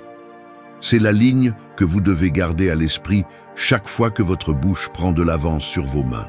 Le langage conscient ne consiste pas seulement à éviter les phrases faibles, mais à construire des commandes internes qui obligent au changement réel. Lorsque vous parvenez à aligner ce que vous dites avec ce que vous faites, Votre estime de soi se renforce parce que vous cessez de vous trahir dans votre quotidien. Le cycle de l'auto-tromperie prend fin. Cela ne signifie pas perfection, mais cohérence. Vous tombez, mais vous vous relevez en corrigeant, pas en justifiant. Au final, ce que vous construisez est un standard interne impossible à négocier. Transformer le langage en action consciente est la différence entre philosopher et vivre intensément. Ce que vous répétez chaque jour est ce que vous devenez. Vous n'êtes pas ce que vous dites, vous êtes ce que vous démontrez après avoir parlé. C'est la seule métrique qui sert à vraiment grandir. 8. Choisis de grandir plutôt que de te justifier. Il n'est pas agréable de le reconnaître, mais parfois je me surprends à observer ma propre posture corporelle après un échec. La tension dans les épaules, la mâchoire serrée, cette impulsion automatique de chercher une excuse avant de comprendre ce qui a réellement échoué. Au fond, une question s'enfonce comme une écharde. À quoi bon me défendre si cela ne me rend pas meilleur ? Je ressens l'envie de justifier chaque erreur, de protéger mon image avec des arguments que personne n'a demandés. Mais le soulagement ne dure que quelques secondes. Rapidement, un poids plus profond s'installe, une sorte de fatigue morale. Le corps le sait avant l'esprit. C'est le geste de celui qui se recroqueville sur sa chaise, regarde son téléphone pour se distraire, se frotte le visage comme s'il pouvait effacer l'erreur avec ses mains. Cet inconfort physique est le signe que quelque chose en moi résiste à grandir, parce que grandir fait mal et se justifier endort. Le mécanisme est si subtil que tu ne le perçois à peine. En te justifiant, tu cherches seulement un soulagement momentané, une trêve avec ton propre jugement. Mais ce que tu échanges en retour, c'est la possibilité réelle d'apprentissage. Il ne s'agit pas seulement de mots, c'est une attitude qui s'immisce dans chaque réaction, chaque fois que tu nies ta responsabilité et laisses la peur du jugement dicter ta réponse. Chaque justification est un petit pacte de médiocrité, une négociation à la baisse avec ton propre potentiel. Et si tu prêtes attention aux gestes, tu le verras clairement. Celui qui se justifie détourne le regard, tambourine des doigts, se défend avant d'écouter la critique complète. C'est le langage corporel de celui qui préfère avoir raison plutôt que de s'améliorer. Se justifier est un instinct ancien, mais grandir est une décision inconfortable et active. Le stoïcisme n'a pas de patience pour ceux qui cherchent toujours la sortie facile. Grandir implique de rester immobile lorsque l'inconfort arrive, de regarder en face l'erreur et de te demander « Que puis-je faire différemment la prochaine fois ?» Ce n'est pas une réflexion théorique. C'est quelque chose que l'on ressent dans les mains qui cessent de bouger, dans la respiration qui devient plus profonde lorsque tu décides d'écouter plutôt que d'interrompre, dans le corps qui, pendant un moment, reste ferme au lieu de se recroqueviller. Chaque fois que tu choisis de grandir plutôt que de te justifier, tu brises la routine de l'autosatisfaction et tu entraînes un nouveau muscle, celui de la responsabilité pratique. Ce n'est pas de l'héroïsme, c'est de l'autodiscipline quotidienne. Tu t'habitues au poids de l'honnêteté et tu découvres que l'inconfort initial se transforme en respect de soi. Il n'y a pas de raccourci. La croissance commence là où l'excuse se termine. Tu choisis d'apprendre lorsque tu restes silencieux une seconde de plus et laisses la critique te traverser sans lever un bouclier verbal. Tu choisis de grandir lorsque tu reconnais, à voix basse, que tu aurais pu mieux faire.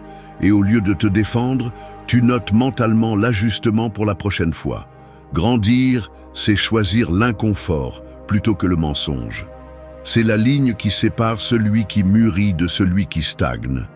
C'est un travail microscopique, presque invisible de l'extérieur, mais les fruits sont évidents. Tes relations deviennent plus honnêtes, l'anxiété de la perfection diminue et la paix intérieure remplace la culpabilité accumulée par des années de justification. Vivre selon ce principe ne te rend pas invulnérable, mais cela te rend plus digne.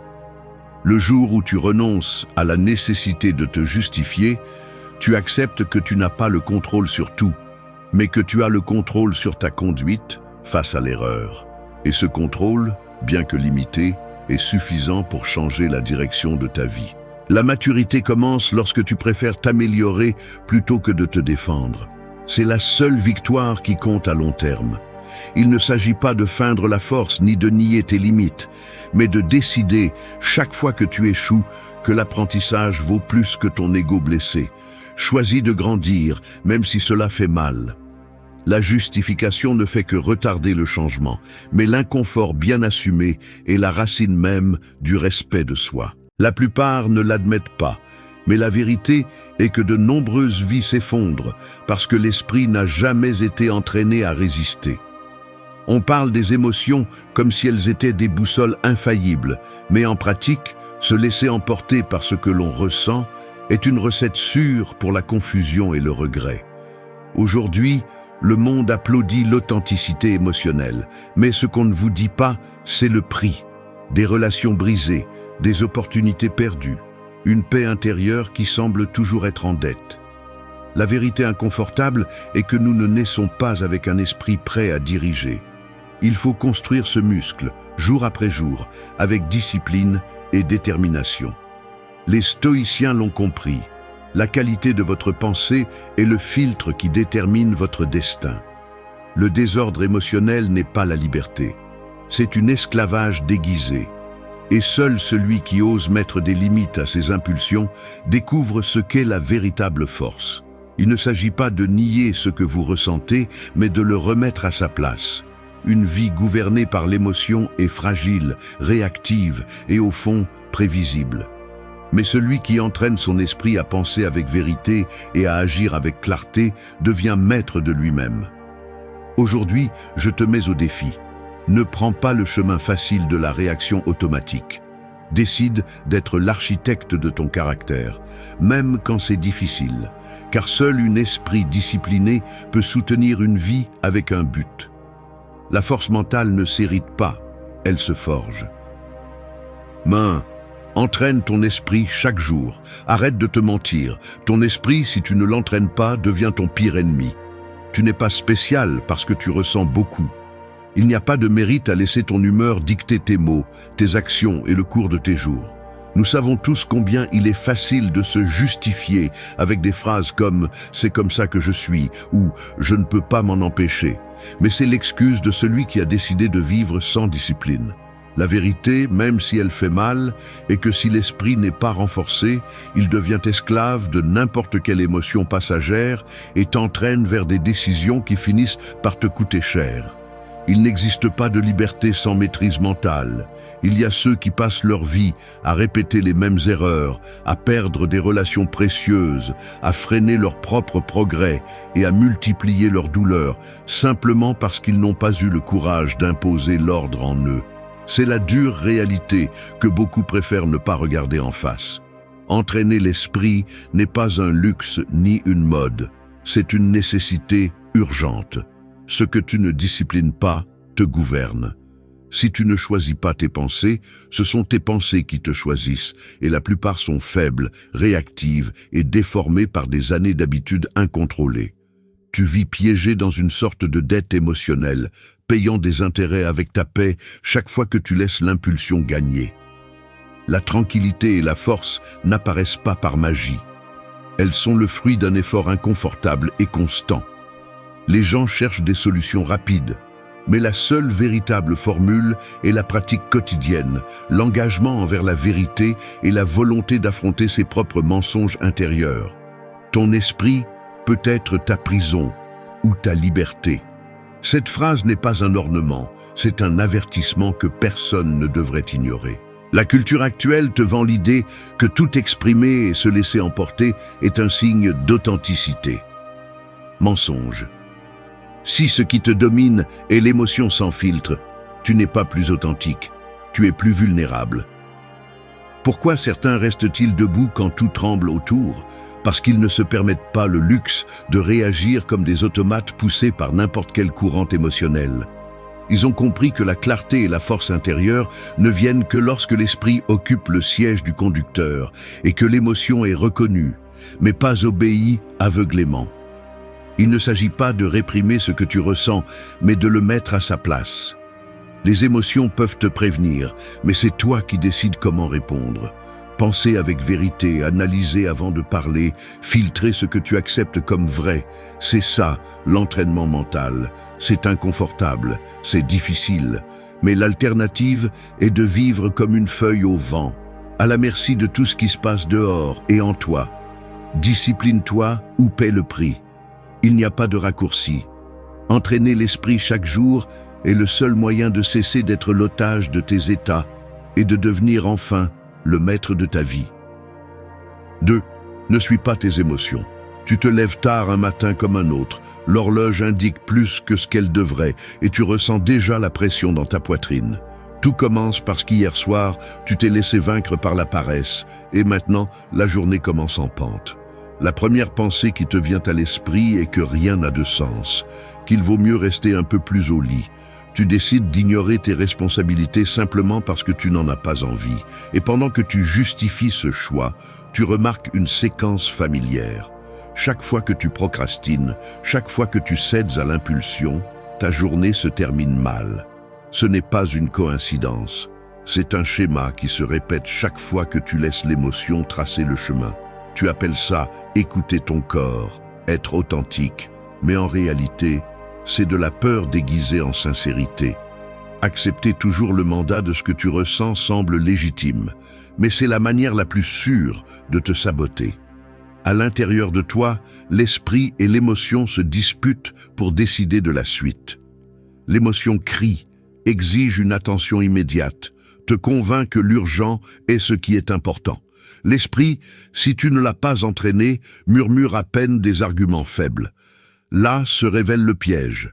Tu crois que ce que tu ressens à l'instant est la vérité absolue, alors qu'en réalité, c'est juste une réaction passagère, un reflet automatique de tes croyances, de tes blessures, de tes attentes non satisfaites. Souvent, derrière cette émotion qui te tire, il y a une accumulation de vieilles habitudes, un manque de rigueur interne qui te maintient dans le même cycle que d'habitude.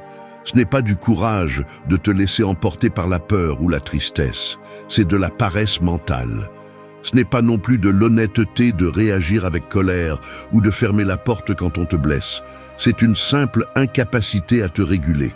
Chaque fois que tu suis l'émotion sans filtre, le coup se multiplie. Tu perds en clarté, tu perds le contrôle et surtout, tu perds l'opportunité de grandir. Vivre ainsi, c'est laisser les rênes de ta vie entre les mains d'un mécanisme qui ne distingue pas le bien du mal, ni l'urgent de l'important. Les émotions, par nature, cherchent la sortie la plus facile, le soulagement immédiat, même si cela implique de s'éloigner de ce que tu veux vraiment construire. La discipline mentale commence lorsque tu t'arrêtes, observes l'impulsion et décides de ne pas lui obéir aveuglément. C'est ici que se joue la différence entre ceux qui sont esclaves de leurs états et ceux qui, bien qu'ils ressentent tout, choisissent d'agir avec un but. Tout ce que tu ressens ne mérite pas une réponse. Cette phrase devrait être gravée dans ta mémoire, parce que décider de ne pas suivre tes émotions n'est pas réprimer ni nier ce qui se passe en toi. C'est le reconnaître, le mettre à sa place et choisir consciemment la prochaine étape. La vraie force est d'avoir la capacité de sentir sans laisser cela te gouverner. Si tu ne le fais pas, chaque jour sera une répétition de vieilles erreurs, un investissement constant dans la même douleur. L'esprit se renforce chaque fois que tu résistes au premier élan et choisis le chemin qui ajoute, pas celui qui te retire. C'est ça la liberté. Agir guidé par la clarté, pas par l'urgence émotionnelle du moment. 3. La clarté exige une discipline mentale. Je vais être brutalement honnête. La clarté mentale ne surgit pas spontanément chez moi. Même en sachant ce qui est bon pour moi, je me retrouve à trébucher sur les mêmes impulsions encore et encore. Je me rends compte que penser clairement nécessite une vigilance constante, presque inconfortable, que je préférerais souvent éviter. Ce n'est pas un manque de connaissances ni de bonnes intentions.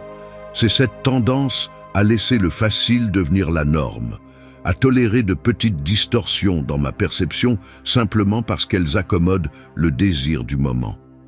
L'esprit, si je ne le discipline pas, devient un espace où n'importe quel argument faible trouve sa place et finit par justifier ce que, au fond, je sais être médiocre.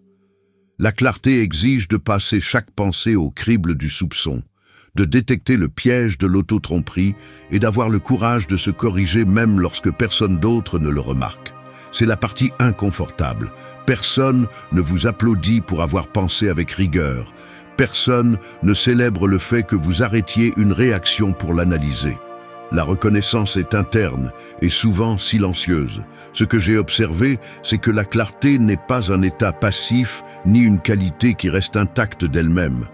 Elle dépend d'un processus actif de discipline mentale, de mettre des filtres sur les idées qui surgissent, d'examiner l'intention derrière chaque impulsion. Quand je ne le fais pas, le résultat est immédiat.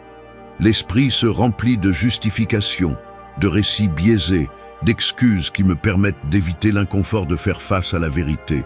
Il est surprenant de voir à quelle vitesse une petite concession mentale peut grandir pour devenir une décision qui pèse des jours, des semaines, voire des années. C'est pourquoi j'insiste, la discipline mentale n'est pas optionnelle si je recherche vraiment la clarté.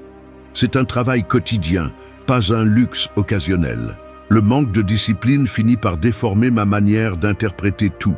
Si je cède à la paresse mentale, ma vision se brouille et je commence à voir les obstacles comme impossibles, les gens comme des menaces, les opportunités comme des risques inutiles. Tout se distord parce que mon esprit n'est pas ferme dans l'analyse, mais relâché dans le confort de l'immédiat. Quand la clarté échoue, le coup est silencieux mais brutal. Je perds du temps. Je perds des relations, je perds confiance en mon propre jugement. La clarté se paie par une discipline quotidienne. C'est la vérité que personne ne veut entendre parce que cela signifie un travail réel, pas seulement de bonnes intentions. Avoir de la clarté est, en essence, choisir l'effort de penser avant d'agir, d'examiner les motifs, de résister à la séduction de la réponse facile. C'est un processus délibéré de filtrer ce que j'accepte comme vrai et ce que je laisse passer. Chaque fois que je prends le temps de remettre en question mes propres arguments, de vérifier si ma réaction est vraiment fidèle à mes valeurs et non seulement à mon état émotionnel, j'entraîne le muscle de l'esprit. Ce muscle ne se développe pas avec de beaux discours, ni avec des théories. Il se développe avec une pratique inconfortable. Il n'y a pas de clarté sans rigueur. Si je permets à l'esprit de divaguer sans frein, je cède le contrôle et, tôt ou tard, ce que je perds, c'est la direction et le sens. La clarté qui demeure est celle qui se protège chaque jour par une discipline mentale. C'est la différence entre vivre avec un but ou à la dérive. 4. Décide avec raison, pas avec impulsivité. Il y a des décisions qui ressemblent à porter un sac à dos rempli de pierres sans s'en rendre compte. Une après l'autre, chaque réponse impulsive s'ajoute au poids, jusqu'à ce qu'à la fin de la journée, tu ne comprennes pas pourquoi tout te coûte tant. Ce fardeau invisible s'accumule dans les gestes, dans la tension des épaules, dans le regard fatigué que tu évites dans le miroir. C'est ainsi que l'on vit quand on choisit par impulsion plutôt que par raison. Tu deviens prisonnier de réactions automatiques, de chemins mentaux que tu ne remets pas en question, de petites trahisons à ton propre jugement qui se remarquent dans la façon dont tu parles, dans les silences gênants, dans la sensation de ne pas être vraiment maître de ta vie. L'impulsion a la capacité de se déguiser en urgence, de te convaincre que tout ce que tu ressens mérite une réponse immédiate. Mais quand tu t'arrêtes et que tu examines le bilan de ces décisions, tu découvres que tu finis toujours par te devoir à toi-même. Observer une personne dominée par l'impulsivité, c'est remarquer des mouvements anxieux, des réponses brèves, une impatience qui s'infiltre dans le ton de la voix et dans la rigidité des mains. Il n'y a pas de calme dans ces actions, juste une séquence de pansements émotionnels, comme si elle essayait de masquer par des gestes rapides l'insécurité de ne pas avoir réfléchi à chaque pas. En revanche, quelqu'un qui décide avec raison a tendance à se mouvoir différemment. Il respire avant de répondre, soutient le regard. Ces mots ont un poids qui ne dépend pas de l'état émotionnel, mais d'une conviction intérieure. Il ne réagit pas au premier stimulus, mais filtre, examine, attend le moment propice. C'est ça, le véritable contrôle. Ce n'est pas de la froideur ni de la distance, c'est une discipline appliquée au quotidien. C'est préférer la clarté à la décharge momentanée. Décider avec raison, c'est libérer de l'espace pour ce qui compte. Cette phrase devrait être gravée dans chaque esprit aspirant à être maître de soi. La culture te pousse à agir rapidement, à ne pas rester en arrière, à sauter devant le moindre inconfort. Elle te dit que si tu n'exprimes pas tout ce que tu ressens, tu te trahis. Mais personne ne parle du prix. Les occasions perdues à cause de paroles prononcées sans réflexion. Les conflits inutiles qui éclatent par manque de contrôle sur l'impulsion. Les longues nuits où tu te reproches de ne pas avoir attendu une seconde de plus avant de décider. L'esprit entraîné n'est pas celui qui réprime, mais celui qui traite, qui examine la valeur réelle de chaque émotion avant de lui accorder du pouvoir. Tu as vu des gens ruiner des relations, perdre des emplois, gaspiller des années, tout cela parce qu'ils ont confondu intensité et vérité, précipitation et sagesse. Ce ne sont pas les émotions qui ruinent la vie, mais l'habitude de leur obéir sans filtre. Décider avec raison n'est pas un geste héroïque, c'est une habitude construite dans le petit. Faire une pause avant de répondre, respirer quand la poitrine brûle, se demander si l'action ajoute ou soustrait. Il n'y a pas de croissance sans cette pause consciente. L'impulsion construit le chaos, la raison construit le destin. Si tu veux une vie qui avance, qui ne répète pas les mêmes erreurs qu'auparavant, tu dois entraîner ton esprit pour que la décision ne jaillisse pas de l'urgence, mais de la clarté. Au final, chaque jour est une nouvelle occasion de choisir quelle pierre tu portes et laquelle tu laisses derrière. Cela, et seulement cela, détermine ta liberté. 5. Fais de ton esprit ton leader. Arrête de jouer le spectateur. Ton esprit commande ou ta vie s'effondre. C'est aussi simple que ça. L'excuse d'être trop sensible ou que c'est comme ça que tu réagis est le déguisement préféré de ceux qui abandonnent avant même de commencer. Ne te trompe pas. Chaque fois que tu te laisses emporter par ce que tu ressens sans y mettre un minimum de contrôle, tu abdiques du seul pouvoir réel que tu as. Il n'y a pas d'autocompassion qui justifie de vivre en pilote automatique, obéissant à des impulsions qui ne te laissent que des factures impayées.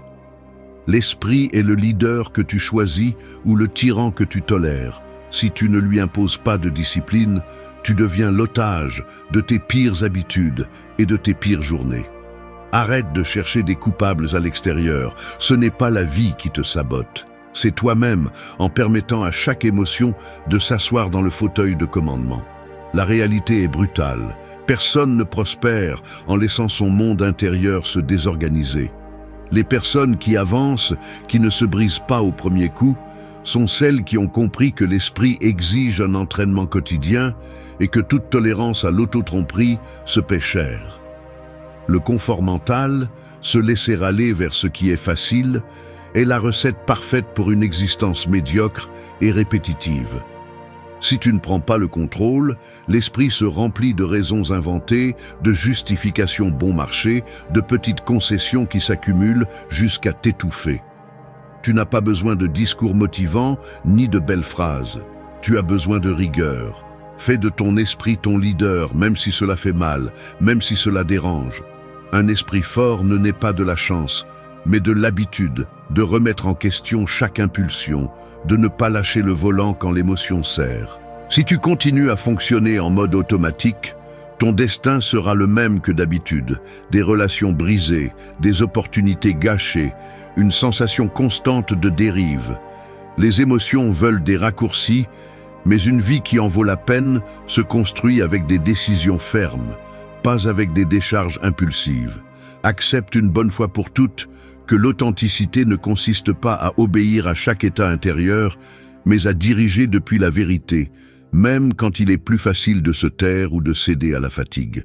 Le leadership mental n'est pas théorique. Il se démontre lorsque tu refuses de répéter tes vieilles erreurs, lorsque tu choisis l'action qui ajoute même si cela coûte, lorsque tu fais face à tes justifications avec une honnêteté brutale. Qui ne gouverne pas son esprit ne gouverne rien. Cette phrase devrait faire mal, car c'est le miroir que personne ne veut regarder. Ne cherche pas de miracles externes. La paix, la force, la direction commencent le jour où tu cesses de négocier avec tes faiblesses et décides d'entraîner ton esprit comme ton principal atout. Chaque pensée non filtrée est une fissure dans ton caractère. Chaque impulsion non questionnée, une fracture dans ton destin. Fais de ton esprit ton leader et tu verras comment la qualité de tes journées change. Si tu oses prendre les rênes, tu découvriras que la véritable liberté ne se ressent pas, elle se construit. 6. Remets en question tes pensées avant de parler. Personne ne te prévient assez. La plupart de tes pensées ne sont pas des vérités, ce sont des distorsions déguisées en certitudes. Tu crois que parce que tu as une idée en tête, elle mérite d'être lancée dans le monde. Mais la réalité est que l'esprit, si tu ne l'examines pas, devient une usine à suppositions, à jugements hâtifs et à arguments contaminés par de vieilles blessures.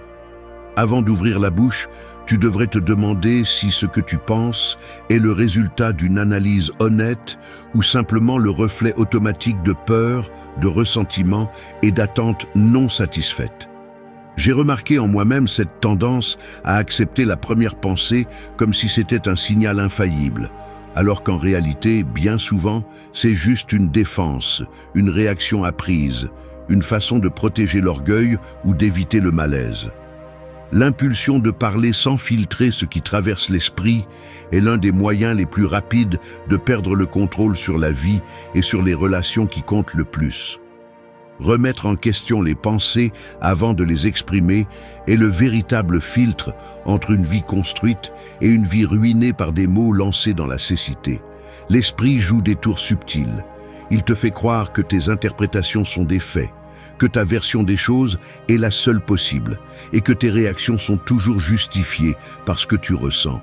Mais si tu t'arrêtes un instant avant de parler, si tu as le courage d'interroger en profondeur cette pensée qui insiste pour prendre le contrôle, tu commences à remarquer combien de fois ce que tu allais dire n'était simplement qu'un mélange d'insécurité et d'habitude. La clarté nécessite cet effort inconfortable de remettre en question l'autorité de la voix intérieure. Est-ce que ce que je suis sur le point de dire est vrai, ou est-ce juste ce que je veux croire pour ne pas affronter mes propres limites? Dans cet espace bref entre penser et parler se joue la différence entre le conflit et le respect, entre la destruction et la croissance. Toutes tes pensées ne méritent pas d'être prononcées. Cette phrase devrait être un rappel constant, car la discipline de filtrer avant de parler est ce qui sépare ceux qui avancent de ceux qui vivent enchaînés aux conséquences de leur impulsivité. J'ai vu comment un mot lâché sans réflexion peut créer une dette émotionnelle impossible à régler. Il m'est inconfortable de reconnaître combien de fois j'ai blessé, éloigné ou affaibli la confiance simplement parce que j'ai refusé d'examiner honnêtement mes propres pensées avant de les rendre publiques. L'entraînement mental inclut cette étape, mettre chaque idée à la lumière de la vérité, désamorcer le mécanisme de la réaction automatique et me demander si ce que je vais dire ajoute, construit ou n'est qu'un déversement déguisé en sincérité. Parler sans filtre, c'est laisser ta vie entre les mains du hasard.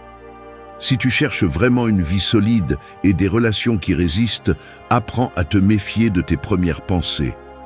La discipline consiste à faire une pause, à examiner l'origine de ce que tu penses et à décider en toute conscience si cela mérite d'être dit. Car un mot non remis en question peut te coûter des années de paix, et personne d'autre ne paiera ce prix à ta place. 7. Les émotions sont des signaux, pas des chefs. Tu sens comment ton cœur s'accélère à peine tu lis un message inattendu sur ton téléphone. Un simple texte change la température de ton corps. Tu commences à construire des histoires en quelques secondes. Et, avant même de t'en rendre compte, tu as déjà une réaction prête à être envoyée. Cette tension dans ta poitrine n'est pas un accident. Ton système émotionnel s'active et tout ton organisme te pousse à répondre rapidement, à clarifier, à te défendre ou à chercher une réponse qui apaisera cet inconfort immédiat. À ce moment-là, il semble impossible de différencier ce que tu ressens de ce que tu devrais faire. Mais si tu prends le temps d'analyser le mécanisme, tu verras que ce que tu appelles intuition ou vérité émotionnelle est en réalité un signal biologique, une alerte du corps qui te prévient simplement de quelque chose. Ce n'est pas un ordre, c'est un avis. L'erreur la plus courante est de confondre ce signal avec une directive indiscutable, et alors tu agis sans filtre, comme si l'émotion savait ce qui est le mieux pour toi. C'est ainsi que commencent les malentendus, les réponses hâtives, les discussions qui se compliquent simplement parce que personne n'a pris le temps de filtrer ce qu'il ressentait avant d'agir. Le processus est simple, mais létal, si tu ne l'identifies pas. L'émotion arrive d'abord parce qu'elle est faite pour te protéger rapidement, pour te donner des informations sur une menace potentielle, une perte ou un désir urgent. Sa fonction n'est pas de décider à ta place, mais de t'avertir qu'il y a quelque chose qui mérite de l'attention. Le problème est que, s'il n'y a pas un esprit entraîné derrière, l'émotion devient chef et la raison est reléguée au fond, n'apparaissant que lorsqu'il est déjà trop tard. C'est la racine de nombreuses décisions impulsives qui se transforment ensuite en poids accumulés, des mots lancés sans réfléchir, des promesses brisées, des portes fermées par fierté, des opportunités gâchées par peur. L'esprit non entraîné accepte n'importe quelle émotion comme un mandat et en paie le prix sous forme de conséquences qui durent bien plus longtemps que l'impulsion. Si tu analyses honnêtement les moments où tu as perdu ton calme ou cédé à l'anxiété, tu verras que l'émotion t'a donné une information, mais la réaction était la conséquence de ne pas l'avoir filtrée par la raison. Il est essentiel de comprendre cela. Les émotions montrent où se trouve la tension, le désir ou la blessure. Mais seul l'esprit discipliné décide de la prochaine étape. Il ne s'agit pas de nier ce que tu ressens, mais d'apprendre à l'interpréter. La clarté arrive lorsque tu peux regarder ton état intérieur et te demander « Est-ce juste une réaction automatique ou est-ce une donnée utile pour mieux décider ?» C'est là que se définit le leadership mental. Laisser l'émotion diriger, c'est renoncer à ton jugement. L'utiliser comme signal, pas comme chef, est le véritable acte de liberté. Chaque fois que tu choisis de répondre depuis la clarté et non depuis l'urgence émotionnelle, tu renforces ton caractère. C'est aussi simple que cela. Les émotions sont le système d'alarme, mais c'est toi qui décides s'il faut évacuer le bâtiment ou simplement ouvrir une fenêtre. Ressens, mais n'obéis pas aveuglément. C'est la différence entre une vie à la dérive et une vie dirigée. Ton esprit doit être le leader, les émotions seulement le radar. 8. Protège ta paix intérieure avec fermeté. Je n'ai pas facile à l'admettre, mais ma paix intérieure a été, trop souvent, la première ressource que je sacrifie dans la journée. Il suffit d'un geste mal interprété, d'un message au ton inapproprié ou d'une petite contrariété pour que tout mon état intérieur se contamine. Et, sans m'en rendre compte, je cède le contrôle de ma tranquillité à n'importe quel facteur externe. Je sens mon corps tendu, ma mâchoire serrée, le rythme de ma respiration s'accélère et à cet instant, le monde se réduit à ce problème minime qui, pour une raison quelconque, je laisse grandir jusqu'à tout envahir. Je me suis vu défendre mon point de vue avec une intensité absurde, juste pour ne pas tolérer l'inconfort de rester silencieux. J'ai remarqué comment une mauvaise nouvelle peut me voler ma sérénité pendant des heures, même lorsque, objectivement, rien de grave n'a changé. Il est humiliant de constater que la paix, cet état qui devrait être mon refuge, est si fragile lorsque l'esprit n'est pas entraîné à la protéger avec fermeté. Il est curieux de voir dans le corps, lorsque l'esprit n'a pas mis de limites claires, le dos se courbe, les yeux cherchent le sol, l'estomac se ferme et la voix tremble en parlant, comme si tout mon système était programmé pour perdre sa stabilité face à n'importe quel stimulus.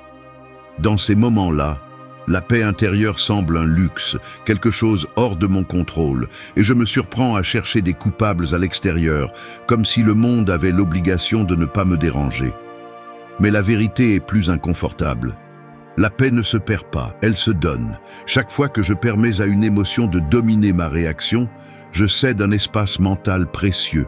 Chaque fois que je laisse une opinion extérieure définir ma journée, je renonce à ma souveraineté intérieure. C'est un mécanisme presque invisible. Je justifie l'irritation, je normalise le ressentiment, et à la fin de la journée, la seule chose que je récolte est la fatigue et la sensation de m'être trahi moi-même. Protéger la paix intérieure exige un effort plus physique qu'il n'y paraît. Il ne s'agit pas d'attendre que les circonstances soient favorables, mais de construire, geste après geste, une défense consciente. Je ferme les yeux, j'inspire profondément, et je décide de ne pas m'impliquer dans chaque provocation, de ne pas répondre à chaque stimulus, de ne pas laisser l'extérieur s'installer dans mon espace le plus intime. Il y a une dignité silencieuse à ne pas réagir, à garder son calme, même lorsque l'environnement invite au chaos. La paix est une frontière, pas un cadeau. Cette phrase, je la garde gravée dans les jours difficiles, car elle me rappelle que personne ne défendra ma sérénité à ma place. Il est de ma responsabilité personnelle de protéger mon intérieur, de fixer des limites claires et d'être implacable avec ce que je permets d'entrer dans mon esprit. Si je cède à chaque pression, si je baisse ma garde face à chaque désagrément, ma vie devient une succession de sursauts et de pertes inutiles. La véritable fermeté ne se voit pas dans la façon dont tu fais face aux grands problèmes, mais dans la vigilance quotidienne face aux petites attaques à ta tranquillité. Ce n'est pas un acte héroïque, c'est une habitude. Choisir chaque matin de ne pas céder ma paix à la première chose qui se produit. Défendre ta paix, c'est défendre ta vie. C'est ce que la plupart des gens ne comprennent pas, et c'est pourquoi ils vivent fatigués, dispersés, sans un noyau solide auquel revenir. Ce n'est que lorsque je fais de la paix ma priorité et que je la protège avec discipline, que je trouve la force et la clarté nécessaires pour ne pas me perdre dans les fluctuations de la journée. Il ne s'agit pas de s'isoler ni de réprimer ce qui surgit, mais de gouverner avec fermeté l'accès à mon intérieur. Et ce contrôle, bien qu'il soit inconfortable et exige des renoncements, est le seul chemin vers une vie qui ne se brise pas face à n'importe quel vent extérieur. 9. Ne réagissez pas, répondez avec contrôle. Réagir, c'est comme jeter un verre d'eau par terre et attendre que le liquide décide de la forme qu'il prendra. Un pur débordement, un pur désordre, juste un chaos immédiat. Chaque fois que vous agissez sans filtre, sans freiner l'impulsion, vous remettez votre destin au débordement de vos émotions, comme si le désastre qui suit ne vous importait pas. Vous vous vendez le mensonge d'avoir du caractère parce que vous êtes intense, mais en réalité, vous n'êtes qu'une personne incapable de poser une limite interne. La réaction automatique est le refuge confortable du faible. Vous sautez, vous criez, vous cédez, simplement parce que votre système ne tolère pas l'inconfort de faire une pause et de réfléchir. Il n'y a aucun mérite à être otage de chaque décharge émotionnelle. La réaction incontrôlée est le signe le plus clair que vous avez renoncé à la maîtrise de votre propre mécanisme mental. La plupart cherchent des excuses pour rester les mêmes. Je ne peux pas m'en empêcher. C'est comme ça que je suis. Ça me vient naturellement. Faux. Ce n'est pas de l'authenticité. C'est de la paresse déguisée en sincérité. Celui qui répond avec contrôle n'est ni plus froid ni plus distant. C'est simplement quelqu'un qui ne tolère pas de vivre aux dépens de ses propres faiblesses. Contrôler la réponse n'est pas de la répression, c'est sélectionner avec une précision chirurgicale ce qui mérite de sortir de vous et ce qui est mieux de laisser mourir dans le silence. Si vous n'êtes pas capable de mettre ce filtre, votre vie sera une somme de conséquences que vous ne vous souvenez même pas avoir choisies. Chaque réaction incontrôlée est une fracture invisible dans votre caractère, une occasion manquée de construire respect, clarté et but. Ne confondez pas vitesse avec intelligence ni intensité avec vérité. Celui qui réagit est toujours en retard par rapport aux faits, ramassant les morceaux de ce qu'il a brisé dans la précipitation. Cessez d'attendre que la vie vous récompense pour votre sincérité brute. Ce que vous recevez, c'est le poids de décisions que vous auriez pu diriger avec un minimum de rigueur mentale. La véritable discipline se trouve dans la seconde inconfortable, juste avant de déclencher la réponse automatique. Là, dans cet espace bref, se définit si vous êtes maître ou animal de compagnie de votre état interne. Vous n'êtes pas un animal programmé pour sauter à chaque stimulus. Vous êtes responsable de ce que vous choisissez de construire dans chaque réponse. Vous n'êtes pas ce que vous ressentez, vous êtes ce que vous décidez de faire avec cela. Cette phrase devrait faire mal, parce que si vous continuez à réagir sans contrôle, je vous garantis que chaque jour, vous accumulerez une dette que vous ne pourrez payer qu'avec plus de fatigue, plus de culpabilité et moins de dignité. Le véritable pouvoir réside dans le fait de répondre avec contrôle, de transformer l'énergie de l'impulsion en clarté appliquée. Ce qui est difficile, ce n'est pas de ressentir, c'est de ne pas obéir aveuglément. Chaque fois que vous vous arrêtez et choisissez la réponse et non la réaction, vous renforcez votre caractère et montrez que vous n'êtes pas esclave de ce qui se passe en vous. Celui qui maîtrise sa réponse maîtrise sa vie.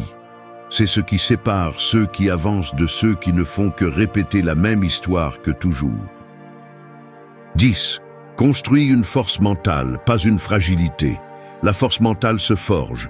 La fragilité ne s'hérite que si tu décides de ne rien faire. Le reconnaître me dérange. L'esprit, si je ne l'entraîne pas, devient un terrain fertile pour le doute, le ressentiment et la plainte. La fragilité n'est pas un défaut visible, c'est un mécanisme interne silencieux qui s'active chaque fois que je choisis le confort plutôt que l'effort. Je me suis surpris à chercher des excuses pour justifier mes faiblesses, rationalisant chaque réaction impulsive, comme si je ne pouvais rien faire d'autre. Mais la vérité est inconfortable. Chaque fois que je cède à la facilité, j'accumule une dette interne qui ne se paie pas avec de l'autocompassion, mais avec le prix des opportunités perdues et des relations endommagées. La force mentale n'apparaît pas soudainement. Elle se construit avec la patience de celui qui est prêt à se déranger chaque jour. Il ne s'agit pas de se durcir au point de ne rien sentir, mais de ne pas permettre à chaque émotion transitoire de dicter la qualité de mes journées. Les croyances que je tolère en moi sont le moule de mon caractère. Si j'accepte que l'esprit ne peut pas être discipliné, je me condamne à vivre en pilote automatique, répétant des schémas que je connais par cœur et qui ne font que m'enfoncer davantage dans le même cycle. La fragilité s'installe lorsque je crois que ce que je ressens est incontestable, que la douleur de l'effort est un signe que quelque chose ne va pas, alors qu'en réalité, c'est juste le symptôme que l'esprit résiste à la croissance. Je m'observe en train de procrastiner des décisions, cherchant un soulagement immédiat dans des distractions, justifiant un manque de rigueur avec des arguments qui semblent convaincants seulement parce qu'ils me font économiser le travail de me défier. C'est là le véritable origine de la fragilité, le refus de soutenir l'effort inconfortable de penser avec vérité. Construire une force mentale, c'est m'obliger à rester présent lorsque tout en moi veut fuir. C'est remarquer l'impulsion de réagir, de céder, d'abandonner l'engagement et décider de rester un moment de plus dans l'effort. Personne ne voit ce combat intérieur, mais le résultat se fait sentir avec le temps. L'esprit devient moins vulnérable à la critique, moins réactif au rejet, moins dépendant de l'approbation extérieure. La force ne crie pas, elle soutient. Cette phrase, je la répète lorsque mon esprit cherche des raccourcis, lorsque la tentation d'abandonner semble légitime. Ce qui différencie ceux qui résistent des autres, ce n'est pas l'absence d'émotion, c'est la capacité de mettre chaque sentiment à sa place et de ne pas laisser cela dominer la direction de la vie. La fragilité est le prix de ne pas s'entraîner. La force est le gain de chaque décision inconfortable, chaque pensée remise en question, chaque impulsion résistée. Il n'y a pas de secret, ce que tu n'entraînes pas s'affaiblit. Si tu veux une vie qui ne s'effondre pas à chaque coup, entraîne ton esprit jusqu'à ce que la clarté et la fermeté soient ta réponse automatique et non l'exception. La véritable force est invisible pour les autres, mais se ressent dans la dignité de savoir que, même si le monde presse, ton esprit ne se brise pas.